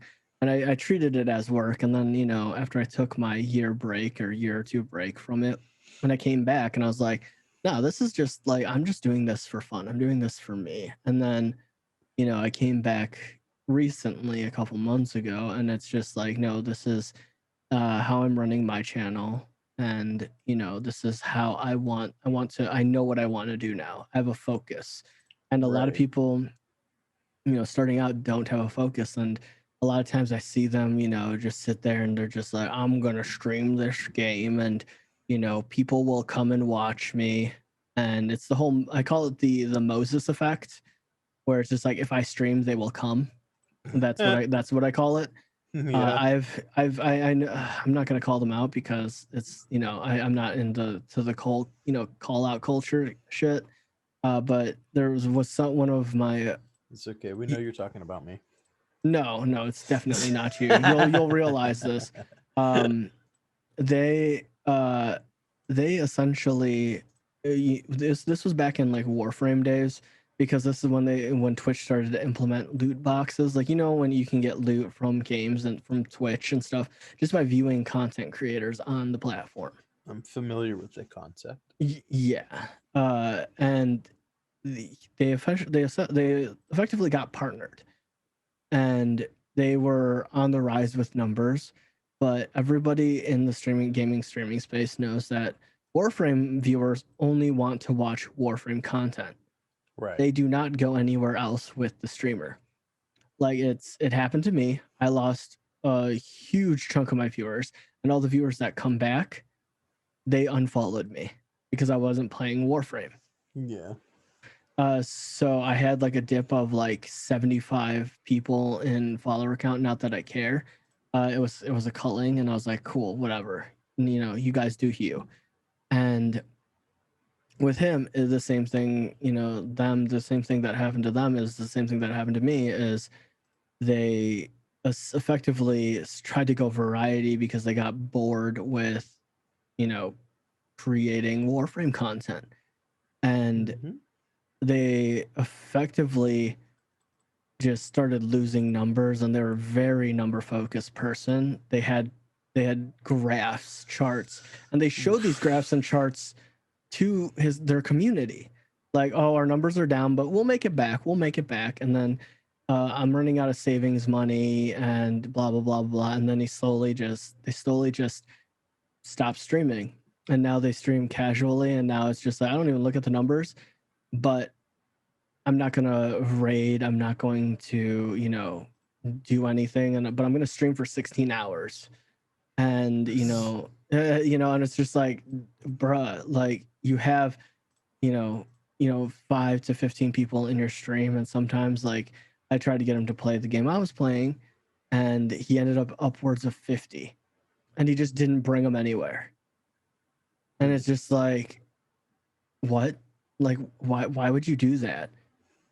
And they're just like, well, I want to, I'd love to, cultivate, things. And it's just like, why are you not taking the, care of the community? And some of their Hmm. followers came over to me, and they're just like, your stream's like just 180 degrees different. And it's like, yes, because I understand. I want to, introduce you guys to new streamers, introduce you guys to, you know, good content, you Right. know, Yeah. and that, that's the huge thing, is it comes down to what you say and how you sound. Just say What you say? No, just kidding. We can't. We're not gonna get this. that's as far as like that Yeah. legally. That's all we can do. Yep. Legally. Yep. I'm not gonna buy the Yeah. rights to that song. That's all I can do. No. No. Yeah, don't even get me started on copyright. Like, I have sound on my soundboard. It got me copyrighted on YouTube. I don't want to even talk Ugh. about it. Ouch. Yeah, I'm just like, God damn it, dude. The whole, not Yeah. the fact that I'm making any money on YouTube, but the fact that, they're just like, yeah, your whole video is copyright strike, by the way. It's like, oh, Yeah, that's great. so lame. Yeah, but I'm Like too I lazy to definitely re-upload it. understand like the idea of like I've used an entire song in this video and like it's getting hundreds of thousands of millions of views and like yeah, I get it. Like, the person like the people who like make the music, they deserve compensation for sure, right? Like Yeah. when it comes to like especially like so I'll say this from an artist's perspective, right? Hmm. On Twitch, with the whole DMCA thing last year, Yeah. like the one of the things that kept popping up in the articles that I was reading and like the literature and stuff coming out was like had to do with the music and all this stuff drawing in viewers and being the reason that they were like it's not the reason we're there. Like that's No. not I don't go and watch an artist to like to listen to their music. Like I go to watch an artist because they're either drawing in a style that I like or they're drawing something I'm interested in or they are like actively giving tips and tricks, and I'm like taking it as Hmm. like a class or they just happen to be talking about something that's interesting. And Hmm. like I will watch a streamer even if the music that they're playing is something I don't like. And if the music is something that I do like, well then cool, that's a bonus. But I'm never going to a stream specifically because there's music playing, right? Like Unless they're a music streamer, then I mean right. that's different at that point. Right. But the huge thing with the whole DMCA thing that happened, I knew it was coming, for Twitch, even like 4 years ago, and I always played non-copyright music on stream. It's just how it's always been. Because the huge fact of the matter is everyone was just like, why are you using non-copyright? It's like, because they're gonna come for us. It's a matter of Mhm. time. Like the fact that they're only making big music labels are making only one, say it's, we're just gonna for continuity's sake, it's not true, but say that big $1 million studio is making one penny off of one view, one listen of the Right. song. That's all they're getting is one penny off that one listening song. Now, whatever every broadcaster and every person is on streaming platforms is asking for is give us something above Spotify Premium. Give us a Spotify broadcaster. Let us Yeah. pay like even if it's a couple $100 a year, like even if it's $600 a year or something like that. I hope it got I hope Mhm. it's not that much. Even if I it's mean, like a that's what hundred. I basically pay for Epidemic Sound. It's like a $50 a month subscription. Yeah, so yeah, exactly. And that's kind of, the huge thing is if they can make it compete and give people the listens, like the rotating listens and stuff like that, like giving us the ability to add our, chat and how many people we have and add that to their listens, Yeah. that'd be a game changer for us. And it would be a game changer for them. They'd be Hmm. equally compensated or fairly compensated for the amount of people that are actually hearing the song, right? Exactly. And not to mention the fact that, we're gonna use the big like we'll use, to over exaggerate, we'll use Critical Role again. Say they play, not that they ever would, but this is the first song that came to mind, Pumped Up Kicks. That Yeah. would have literally nothing to do with them. But say they had that and they had 80,000 people sitting in their chat. That's Well, 80,000 listens for Pumped Up Kicks. exactly. Like Yeah. they would make essentially for one rotating view, they $8,000. yeah, No, 8,000, 800? well, 800. If we're doing a penny, I don't know, 800, Yeah. I don't know. Like even though that's 80,000. not, Yeah. One, yeah, 800 bucks. Yeah, but yeah, yeah. well, yeah, if it was, we know a penny is a lie, Right. but if that were the case, they would have just made $800. That's And don't even get me insane. started on the penny being a lie. That's a whole different conversation for a different day. We shouldn't have pennies. So there, I'll set it. I said it. We shouldn't Oh have my pennies and shit. dollars should be coins. Oh god. Now you're trying to take our paper money away, dude. I don't think we can be friends anymore. It takes more money to produce a penny and it takes more money to produce a dollar than those pieces of currency are worth.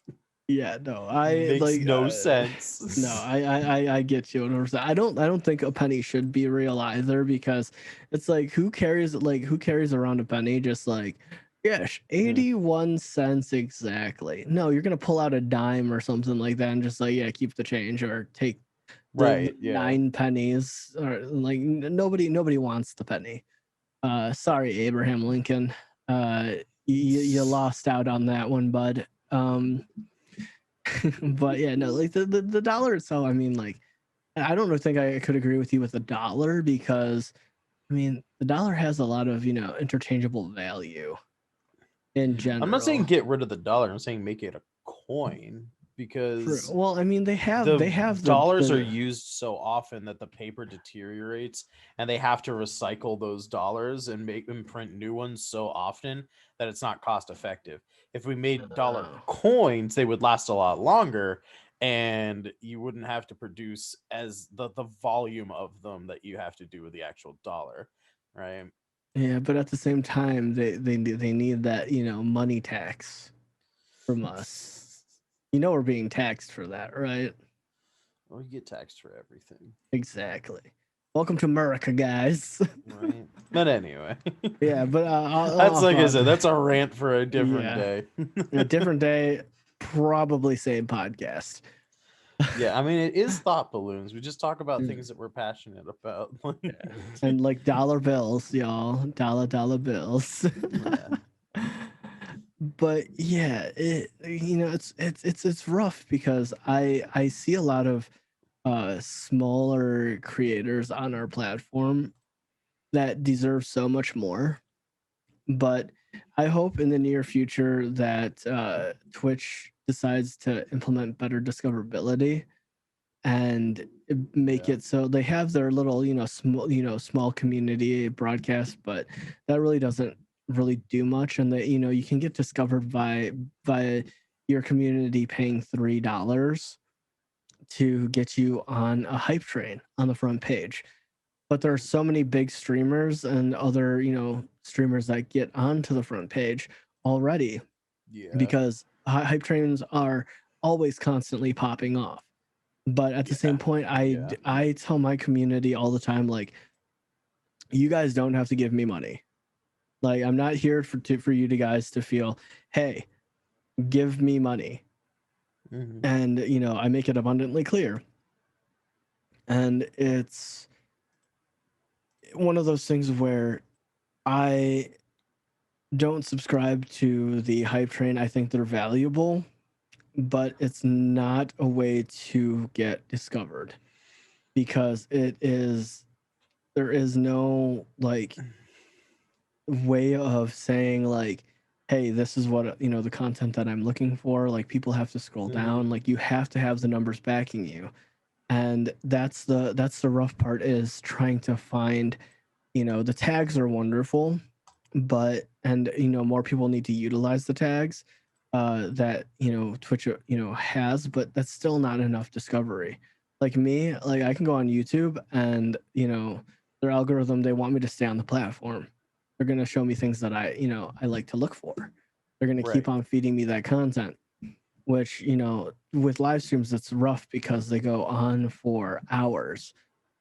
People sometimes stream for 2 to 4 to 8 to 10 hours to 12 hours.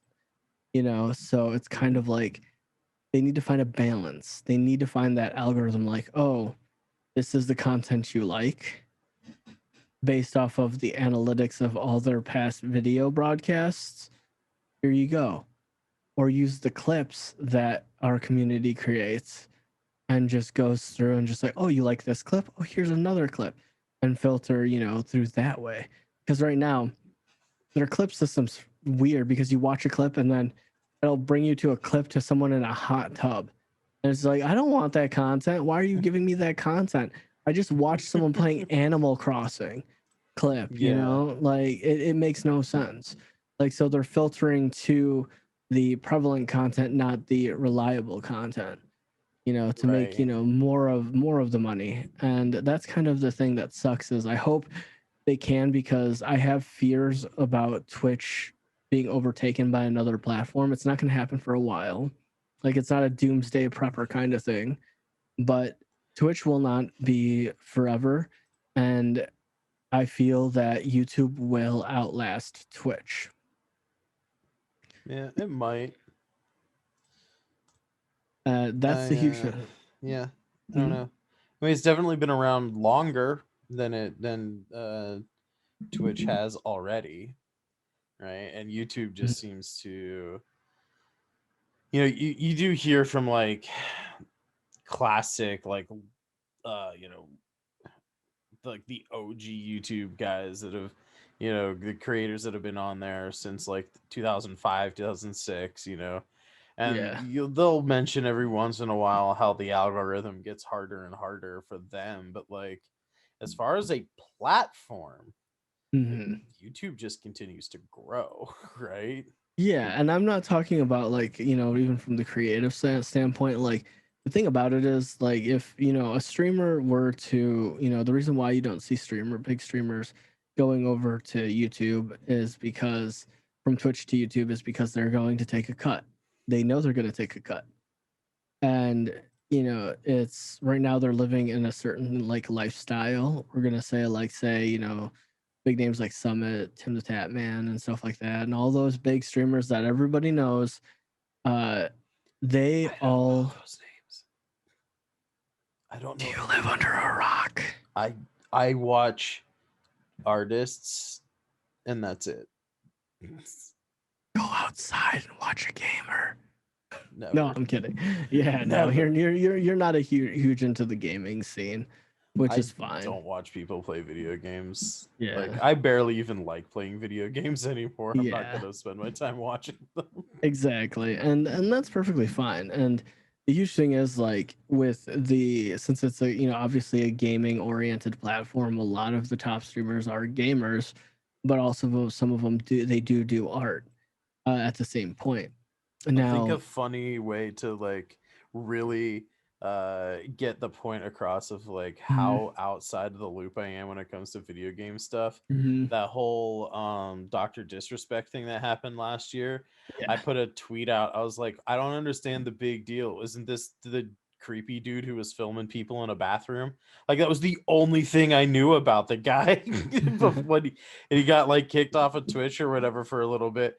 And I was just like, I don't get it. Like, isn't he just some creep who was filming people in a bathroom? Like, why do we want him on the platform? And people were like, "You're never gonna be as big as him." Like, I was like, okay. Like, I don't like who the fuck is he? Like, I don't understand like why it's such a big deal that this guy got kicked off the platform. He seemed like a yeah. fucking creep to me. Yeah, no, like the Dr. Disrespect, he was one of the biggest streamers. Like he was up there, with all of them. He didn't film people like that's a misconception is he didn't wasn't going into the bathroom to film people.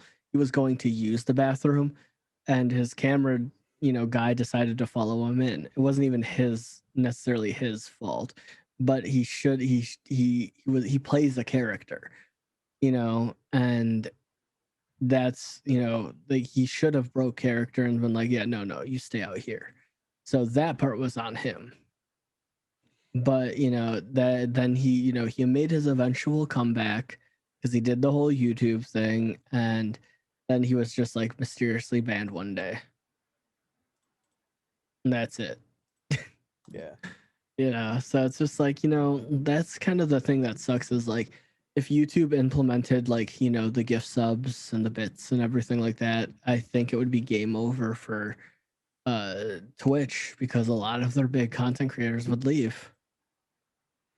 If they can still say, hey, yeah, go to my already pre-owned, million plus or 500,000 plus, subscribed stream, and in Ninja's case like my 25 million sub stream or channel, yeah, just go there and that's where I'm going to stream now, and Yeah. nothing changes for them, zero. And that's if that's the huge thing is if they did implement that and they did implement better better ways to get discovered and just like have that YouTube algorithm work in the favor of streamers as well as normal videos, because unfortunately just streaming on Twitch will not get on YouTube will not get you discovered because the algorithm doesn't they like long form content, but they're not going to drive people through the algorithm to Yeah. you as a small creator. So I mean, like the big creators, however, they'll make themselves cozy right at home, whereas people like us unfortunately won't, and that's kind of the unfortunate part on that one. So, and Yeah. that's the huge thing is a lot of people don't know is like you have to have content on other platforms. It's so important, and it's something that I'm starting to do because Twitch, it does need to get better. It's just they're comfortable. Yeah, I mean, personally, like I'm reaching a point where I'm just letting go of any kind of desire to have a following on any particular platform. Because, like, I found the longer was streaming, right? The Hmm. more I did start to look at numbers, and the more I was like, well, how do I get more people, And it was a thing of like, not necessarily me wanting to be successful as a streamer. It was more Hmm. of like, I want to get eyes on like the comic that I'm drawing or the art that I'm working on or whatever, right? And it's like, Hmm. I was like, oh, like if people can like watch me do it, maybe they'll be more interested in it or something like that.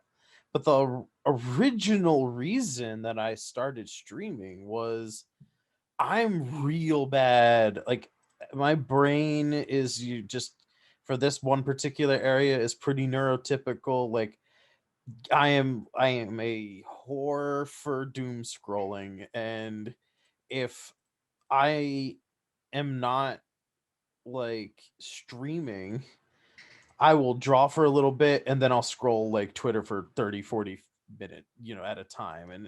Yeah. And like I lose so much of my productivity to, websites like that. Clicking around YouTube, watching TikTok Oh, videos, like scrolling damn. down The algorithms got you, bro. Instagram, those kinds of things. And like I started streaming because I was like, well, I don't want to like go on Facebook while I'm streaming because I'm gonna dox my friends, or I don't want to be like just mindlessly scrolling Instagram while on stream because who's gonna want to like watch that? So like I Mm-hmm. start streaming to like keep myself focused on the work, and Mm-hmm. then that insidious little like, well, my numbers aren't big enough and like people aren't here, and like Mm. it starts to get a little discouraging, and so you start to like try and like, well, how do I get those numbers? And now that I'm like 2.5 years, almost 3 years in, it'll be 3 years next month that I've been streaming. Mm-hmm. um I'm at the point where I'm just like, fuck it, like whatever. I'm a stream. I'm gonna do the art whenever I do it. Like, cool. I'll get if I get people, that's nice. But like, I'm really trying to get back to that mindset of like, I'm just there to work. I'm just there to like get my pages done. Like I'm taking a little internet course on like how to like be more successful at crowdfunding, and stuff Mm. like that. And I'm gonna try and get some stuff kickstarted here, hopefully in September. I'm gonna be Yeah, doing you were my telling first me about that. Kickstarter and stuff. So like, it's one of these things, and it really was a piece of like really awesome advice that I got in that course that I'm taking, where they said to in order to be successful, you don't want to start by scattershotting. What you want to do is to niche down to something specific enough that it has relatively broad appeal. Like it's going to attract people into it, but small enough and specific enough that you can be one of the best, if not the best at that specific thing. Right. Yeah, And that's so classic marketing. right. And then from there, you'll grow, right? Like, okay, so now you're really good. Like, you're the top number one Pokemon crocheter on whatever platform, right? And now you Yeah. can start crocheting other things. And then now you're just like a really good crochet person. And then you start, well, maybe I'll start knitting. And now you're just Mm-hmm. like a really good yarn artist, right? Yeah. And then like you can move on from like, that to like other things, Yarner. right? And eventually, like 5, 10 years from now, you may just be like a generic creative who like makes all sorts of stuff, and you have like a really big audience, but it started from crocheting Pokemon, right? Yeah, and So that's the yeah. like for me, I'm focusing on like fantasy, but that's a really Mhm. broad genre.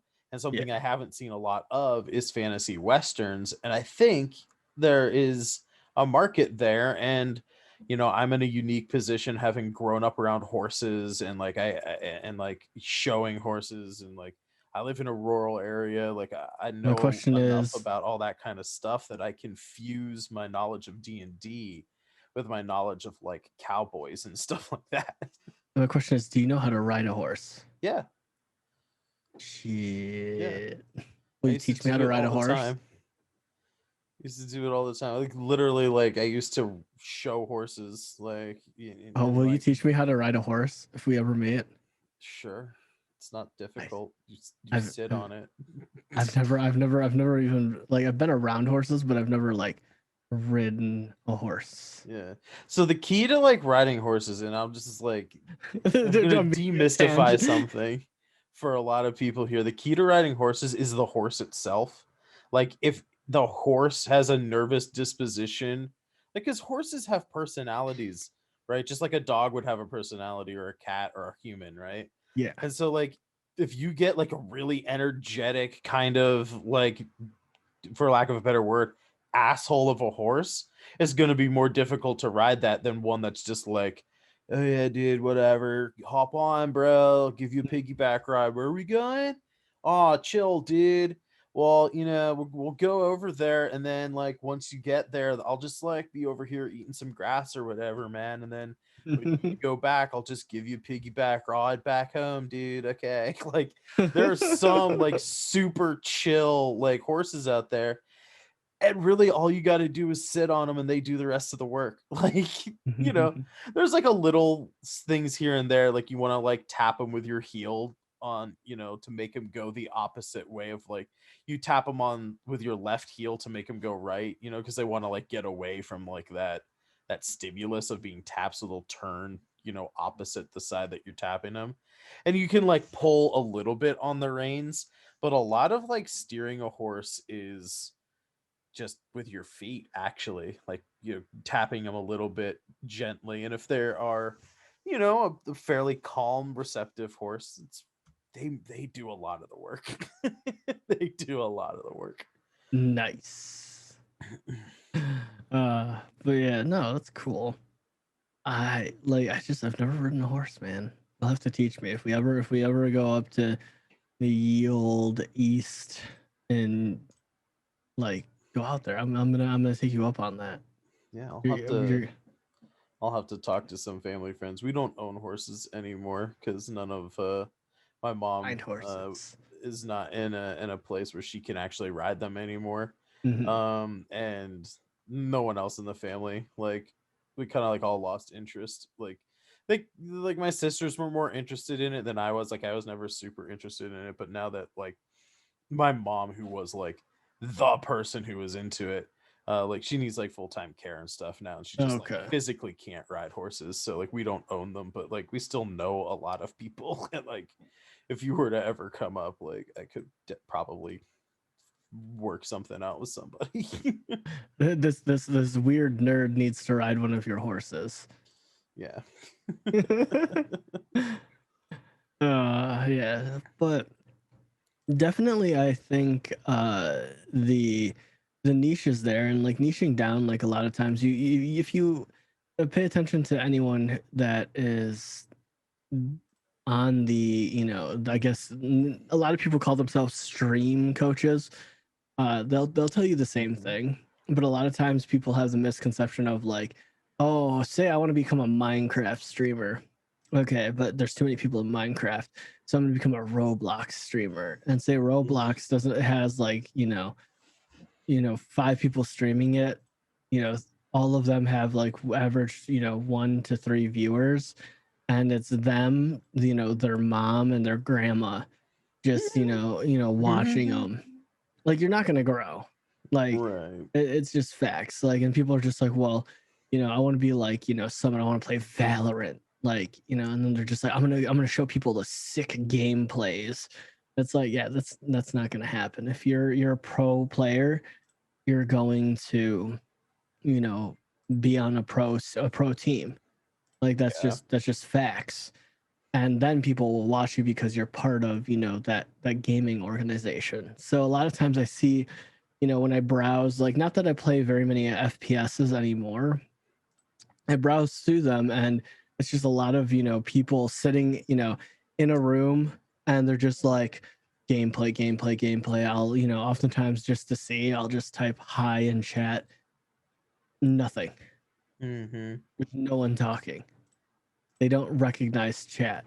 And it's just like, this reminds me of when I started, because I started playing by playing Overwatch, and I was trying to play competitive, and I was part of a no name org, and I was just like, it was a total scam and ripoff.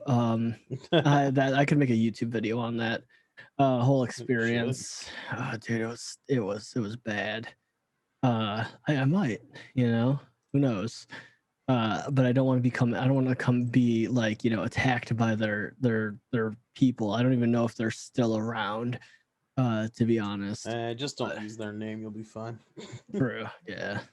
Unnamed org, and then it's just like, my organization is named unnamed org. You were never a part of us. I was like, oh no, too many orgs.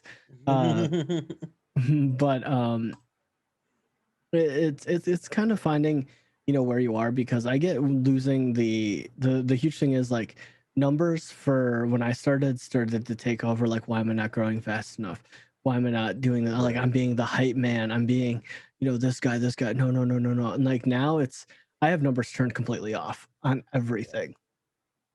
And you know, I don't like I will look at you know, my analytics every so often to just be like, okay, so because that okay, so I had there, and I can tell when a raid comes in, and just sit there like, okay, cool, cool, cool.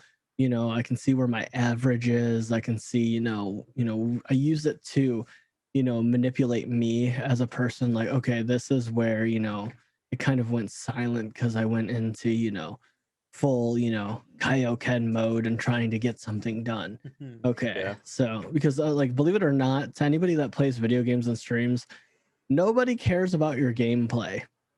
I want to get that, you know, I want to get that, you know, out in the open, and you know, in the area. Like, the thing about it is, like, half the time when I'm playing a game, I'm just talking to chat.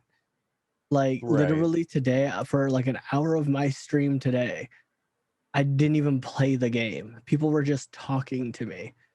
That Yep. was it. Like, you know, I'm pretty much a just chatting streamer with, you know, some pixels behind me. And that's what a lot of people forget is you give up your ability to truly play the game when you decide to stream, or you give Yeah. up part of what you're doing, like even art, because you're becoming more for me, numbers aren't a huge they're not really a thing. Like, of course I am trying to grow, and I have been growing, but it's all based off of community building. I want to build a community, and that's it. Like, uh, I don't care about I don't care about making it, because if it'll happen, it'll happen. But it takes a lot of weight off your shoulder when you're just like, I want to focus on, you know, having a community. I want to engage with my community, and this is the fastest my chat's ever been, and it's wonderful. You know, having people to bounce things off of, them having conversations with themselves, and for me to sit there just going, I have no clue where that went, but hey, y'all have fun with that. Yeah. You two are flirting in a corner, like, you know, two, you know, high school kids. Cool, good on ya.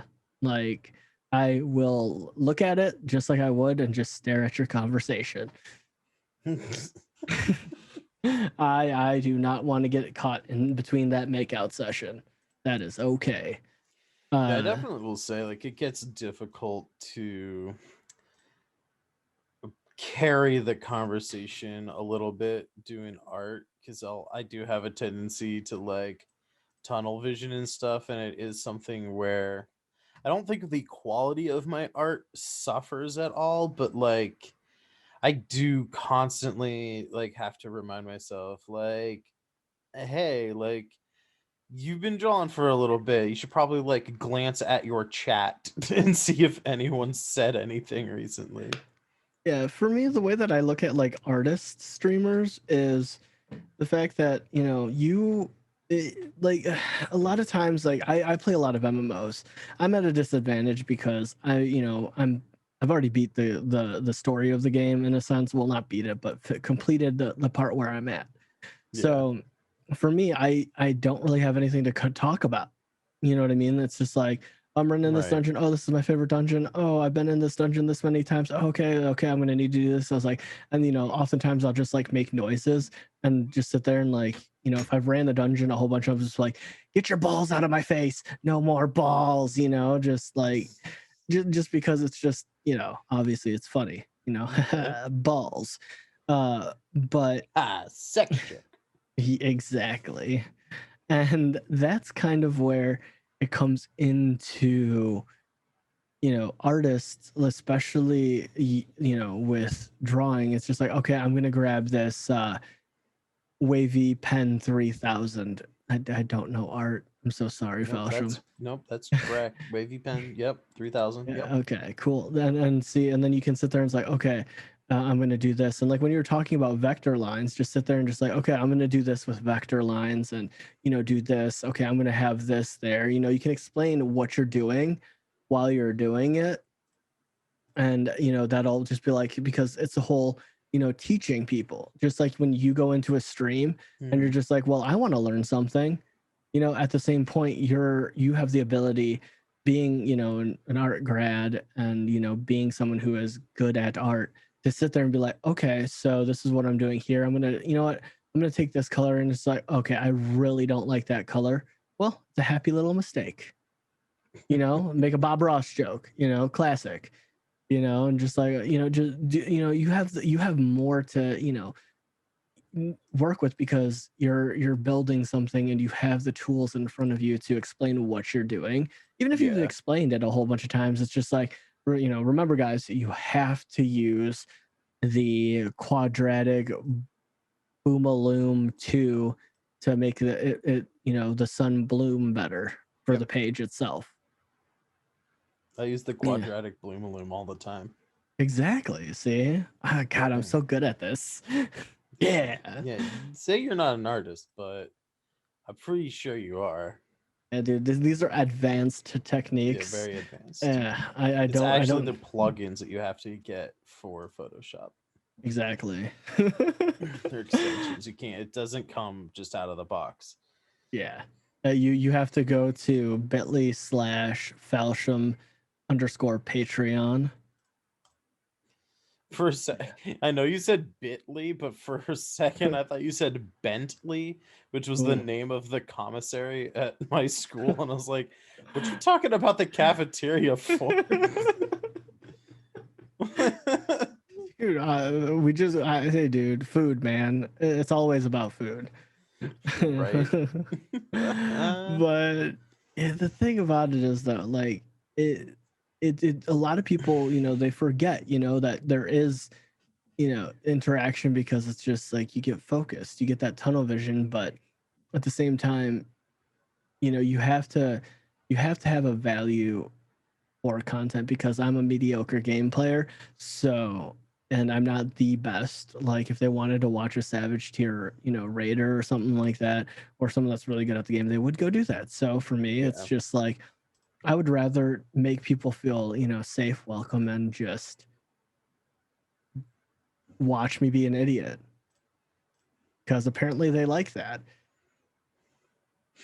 You Yeah. know, I think, I think I think that's all very good advice. Just sort of like nurture chat, make sure you have good audio, and just have fun with it cuz Mhm. honestly, 99% of us aren't like so top tier that the people that are watching us are there to watch what we're doing. They're there to hang out with the person, right? Mhm. It's and they want that interaction, especially when you're talking about Twitch. But Yeah. I think we've covered some pretty good ground. When we get to the end of our streams here, we do like to have a question from the audience, and I know Ooh. like I said before the break, like we are running out of questions. So again, patreon.com/Folsham_art. You can support Thought Balloons and you can ask questions for us to answer here on the show. Today's question comes from Patreon, and it is who wins, my dad or your dad, in a cage match? Ooh. I just have to ask. I'm assuming this person doesn't mean their dad versus Yeah, my I dad. hope. I'm assuming it means our two fathers in a. Okay. I think that's how it like because I don't know the stats of the person's dad who asked this question. Correct. So, Who do you have the name of the person? Because I have some questions for um, them. I believe that's another question from Cascadia. Well, Cascadia, how? Why? But thank you. Yeah, why do Please you want to support see our dads Falsham fighting all underscore the time? art on Patreon. If you guys can do me one solid, if you guys go, subscribe to his Patreon, I will come back and we will have, a whole episode about dads fighting. An entire episode. Yeah, probably not, but hey, go support my boy. Thank you. We'll do a whole tournament of cage matches. Oh, dude, can we have like a training arc? Oh, can we do it? If I come back, can we do a tier list of cage like dads? Can Yeah, that be a we'll do it. thing? The first audio visual version of Thought Balloons will do a tier list of dads. Yes, who would win? So yeah, patreon.com/fulsham_art. Just $1, you can get access to the Patreon exclusive channels in the Discord, and start submitting your dads for the tier list, and we will rank the Exactly. dads. Exactly. I will come back specifically to rank dads. So if you wanna see us rank dads and you want to see us rank your dad, please, Yeah. go support my boy on Patreon. And not to mention, please leave your dad's height, weight, and just their height and How their much weight can they and their build. deadlift? Yeah, how much they can they deadlift in the chat so we can have proper metrics of this, Right. and Yeah. then we just so that way we give them a fair fight. All If you right, don't give us their full character sheet, they're automatically an F tier dad. exactly. They're no, they're a I went to get buy milk dad. That'll be that tier. Oh no. Oh no. Oh, no, All right, so yeah. let's see. What's the breakdown, Joe? What's your dad or parental unit of your choice? See What if what is see their stat God. breakdown? Okay, so if we're going based off my dad, like currently he is technically, Yeah, anywhere currently. from like he's old. He's like in his Mhm. 50s. He weighs probably like 200 and almost 300 something pounds. He Okay. can't lift more than probably, I would say, anything less than 100 pounds. Okay. Like, because, and also I will say his biggest weakness is he has his vertebrae, like his back vertebrae fused. So I Hmm. have a feeling your dad would win. That's why I Well, knew the answer. I I don't know about that because my dad's turning. No, he just turned 75 this year, and he just had carpal tunnel surgery on his hand. So he's Mm. he's he's out his dominant hand right now as well. Okay. Um Shoot. yeah. God, this is terrible. So I guess the question would be like, now we have to go into like backstory mode, right? My Yeah, dad yeah. was in the Navy.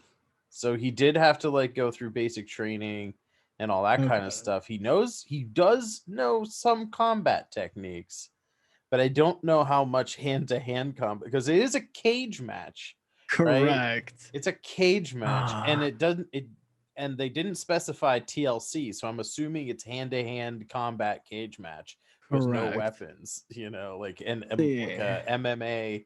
style like bout. Yeah, and see the thing is like my dad, he was also in the military. So he was actually in the Air Force, I believe. Yeah, he was in the Air Force. So not Okay. quite Navy. But the thing about So it we're is both out of our depths because it's not an aerial or water-based combat. It's on land, exactly. and none of them were army. Okay. But however, like the huge thing is your dad may not be able to punch with his dominant hand, but I'm pretty sure if you tipped my dad over, he would have a hell of a time trying to stand back up. So that's the thing is like I still think your dad would win because if you could find a way to tip my dad Yeah. over, all he would have to do is just stomp on him a whole bunch. Fair. Okay, so now here's the next wrinkle, right? After Mhm. my dad retired from the Navy, he became a doctor and took an oath to do no harm. Oh shit. Oh dang. Okay, well, yeah. The Oh. Hippocratic oath. He cannot willingly harm people as a like he did retire. So I don't know if that means he's no longer bound by the oath. I don't know how I don't oaths think he is work. because I don't I think don't he know is. how oaths work. I But think it's for his term as a doctor, since he is retired and he is not doing any doctoring. So, and that's the I thing is, mean, my dad but would also be legally he can very still write scrappy. prescriptions for family members. Okay, so he might, but like, see, the thing is, my dad is also very scrappy. you know. Yeah. But at the same point, See, I think it would go to your dad because, like, I don't think my dad would like actually engage in the fight. I don't think my dad would either. He'd just stand there like, why the fuck am I in this cage? Get me out of here. And then your dad would be like, yeah, why am I here? It's like, yeah, I don't want to fight you. Hey, you want to go grab a beer? Nah, I don't drink. He's like, okay, good. Neither do I. You want to Yeah, go grab some food? Yeah, sure. yeah, that's probably, We you have know, the worst honestly. dads. We have the worst No, we dads have for the this. best dads because they're not fighting. They don't want to fight. No, my dad sucks. I wish your dad would have won. Yeah, Well, I you said know, it. I I said it think, here for the podcast for the internet to hear. you know, It's zero, F tier dad, okay? But that's F tier dad. No, he sounds like an S tier dad. sounds S sounds plus. sounds better than actions, okay, my friend. Oh man. Well, I think, I think we came to the conclusion that it would be a draw. It would Yeah. be a non-combative, just willing draw between the two of them. Yeah. Unfortunately, I mean, that's what happens when you have old dads. We need to get Right? some like young dads. If you have, oh god, this sounds so Yeah. bad. If you have young dads, Get a make young sure. hot dad. He's a young hot dad. Be sure to He's out pledge there. to. He's got his monkey wrench. He's cranking Oh up, a god. nut on his radiator of his car. He's all like He has muscly a and oiled up. he has a Just a young mullet. hot dad. He's got them sweaty traps. Mm. We can't have these old dads, these old geriatric septuagenarian dads. We need them buff dads. Yeah, that's what I need. I need to get. I need to get. What I need to do is like I need to get like Harry Horror's like kid on here, and then it would then do that. So it's like, all right, Harry Horror, like an early 30-year-old versus my dad. It's like in his 70s, and then we would have an actual fight. It would just like get creamed in the. Oh my god. But Oh, I think there dude. would be some major issues of bringing a youth onto this podcast. Probably. I don't. I think the issues I would be that they're just not interesting.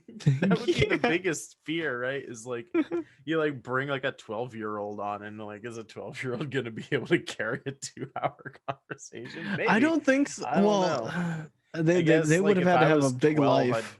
yeah, when I was 12, like I probably could have talked about like Tony Hawk's Pro Skater for like 2 hours.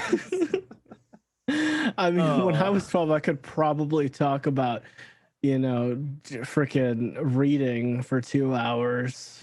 Yeah, or Yeah, I was talking RuneScape. about how much I hated doing homework. Oh yeah, dude. Yeah, next episode of Thought Balloons, we're gonna talk to a middle school kid about how much they hate homework. He said it, guys. Make sure he's held to accountable for this.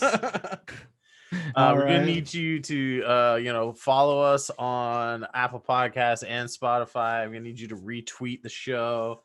We're gonna I need to get this podcast has to reach 100,000 listens, and then we'll get a 12-year-old on here to No, complain about homework. now you're just stacking it. No. Yeah.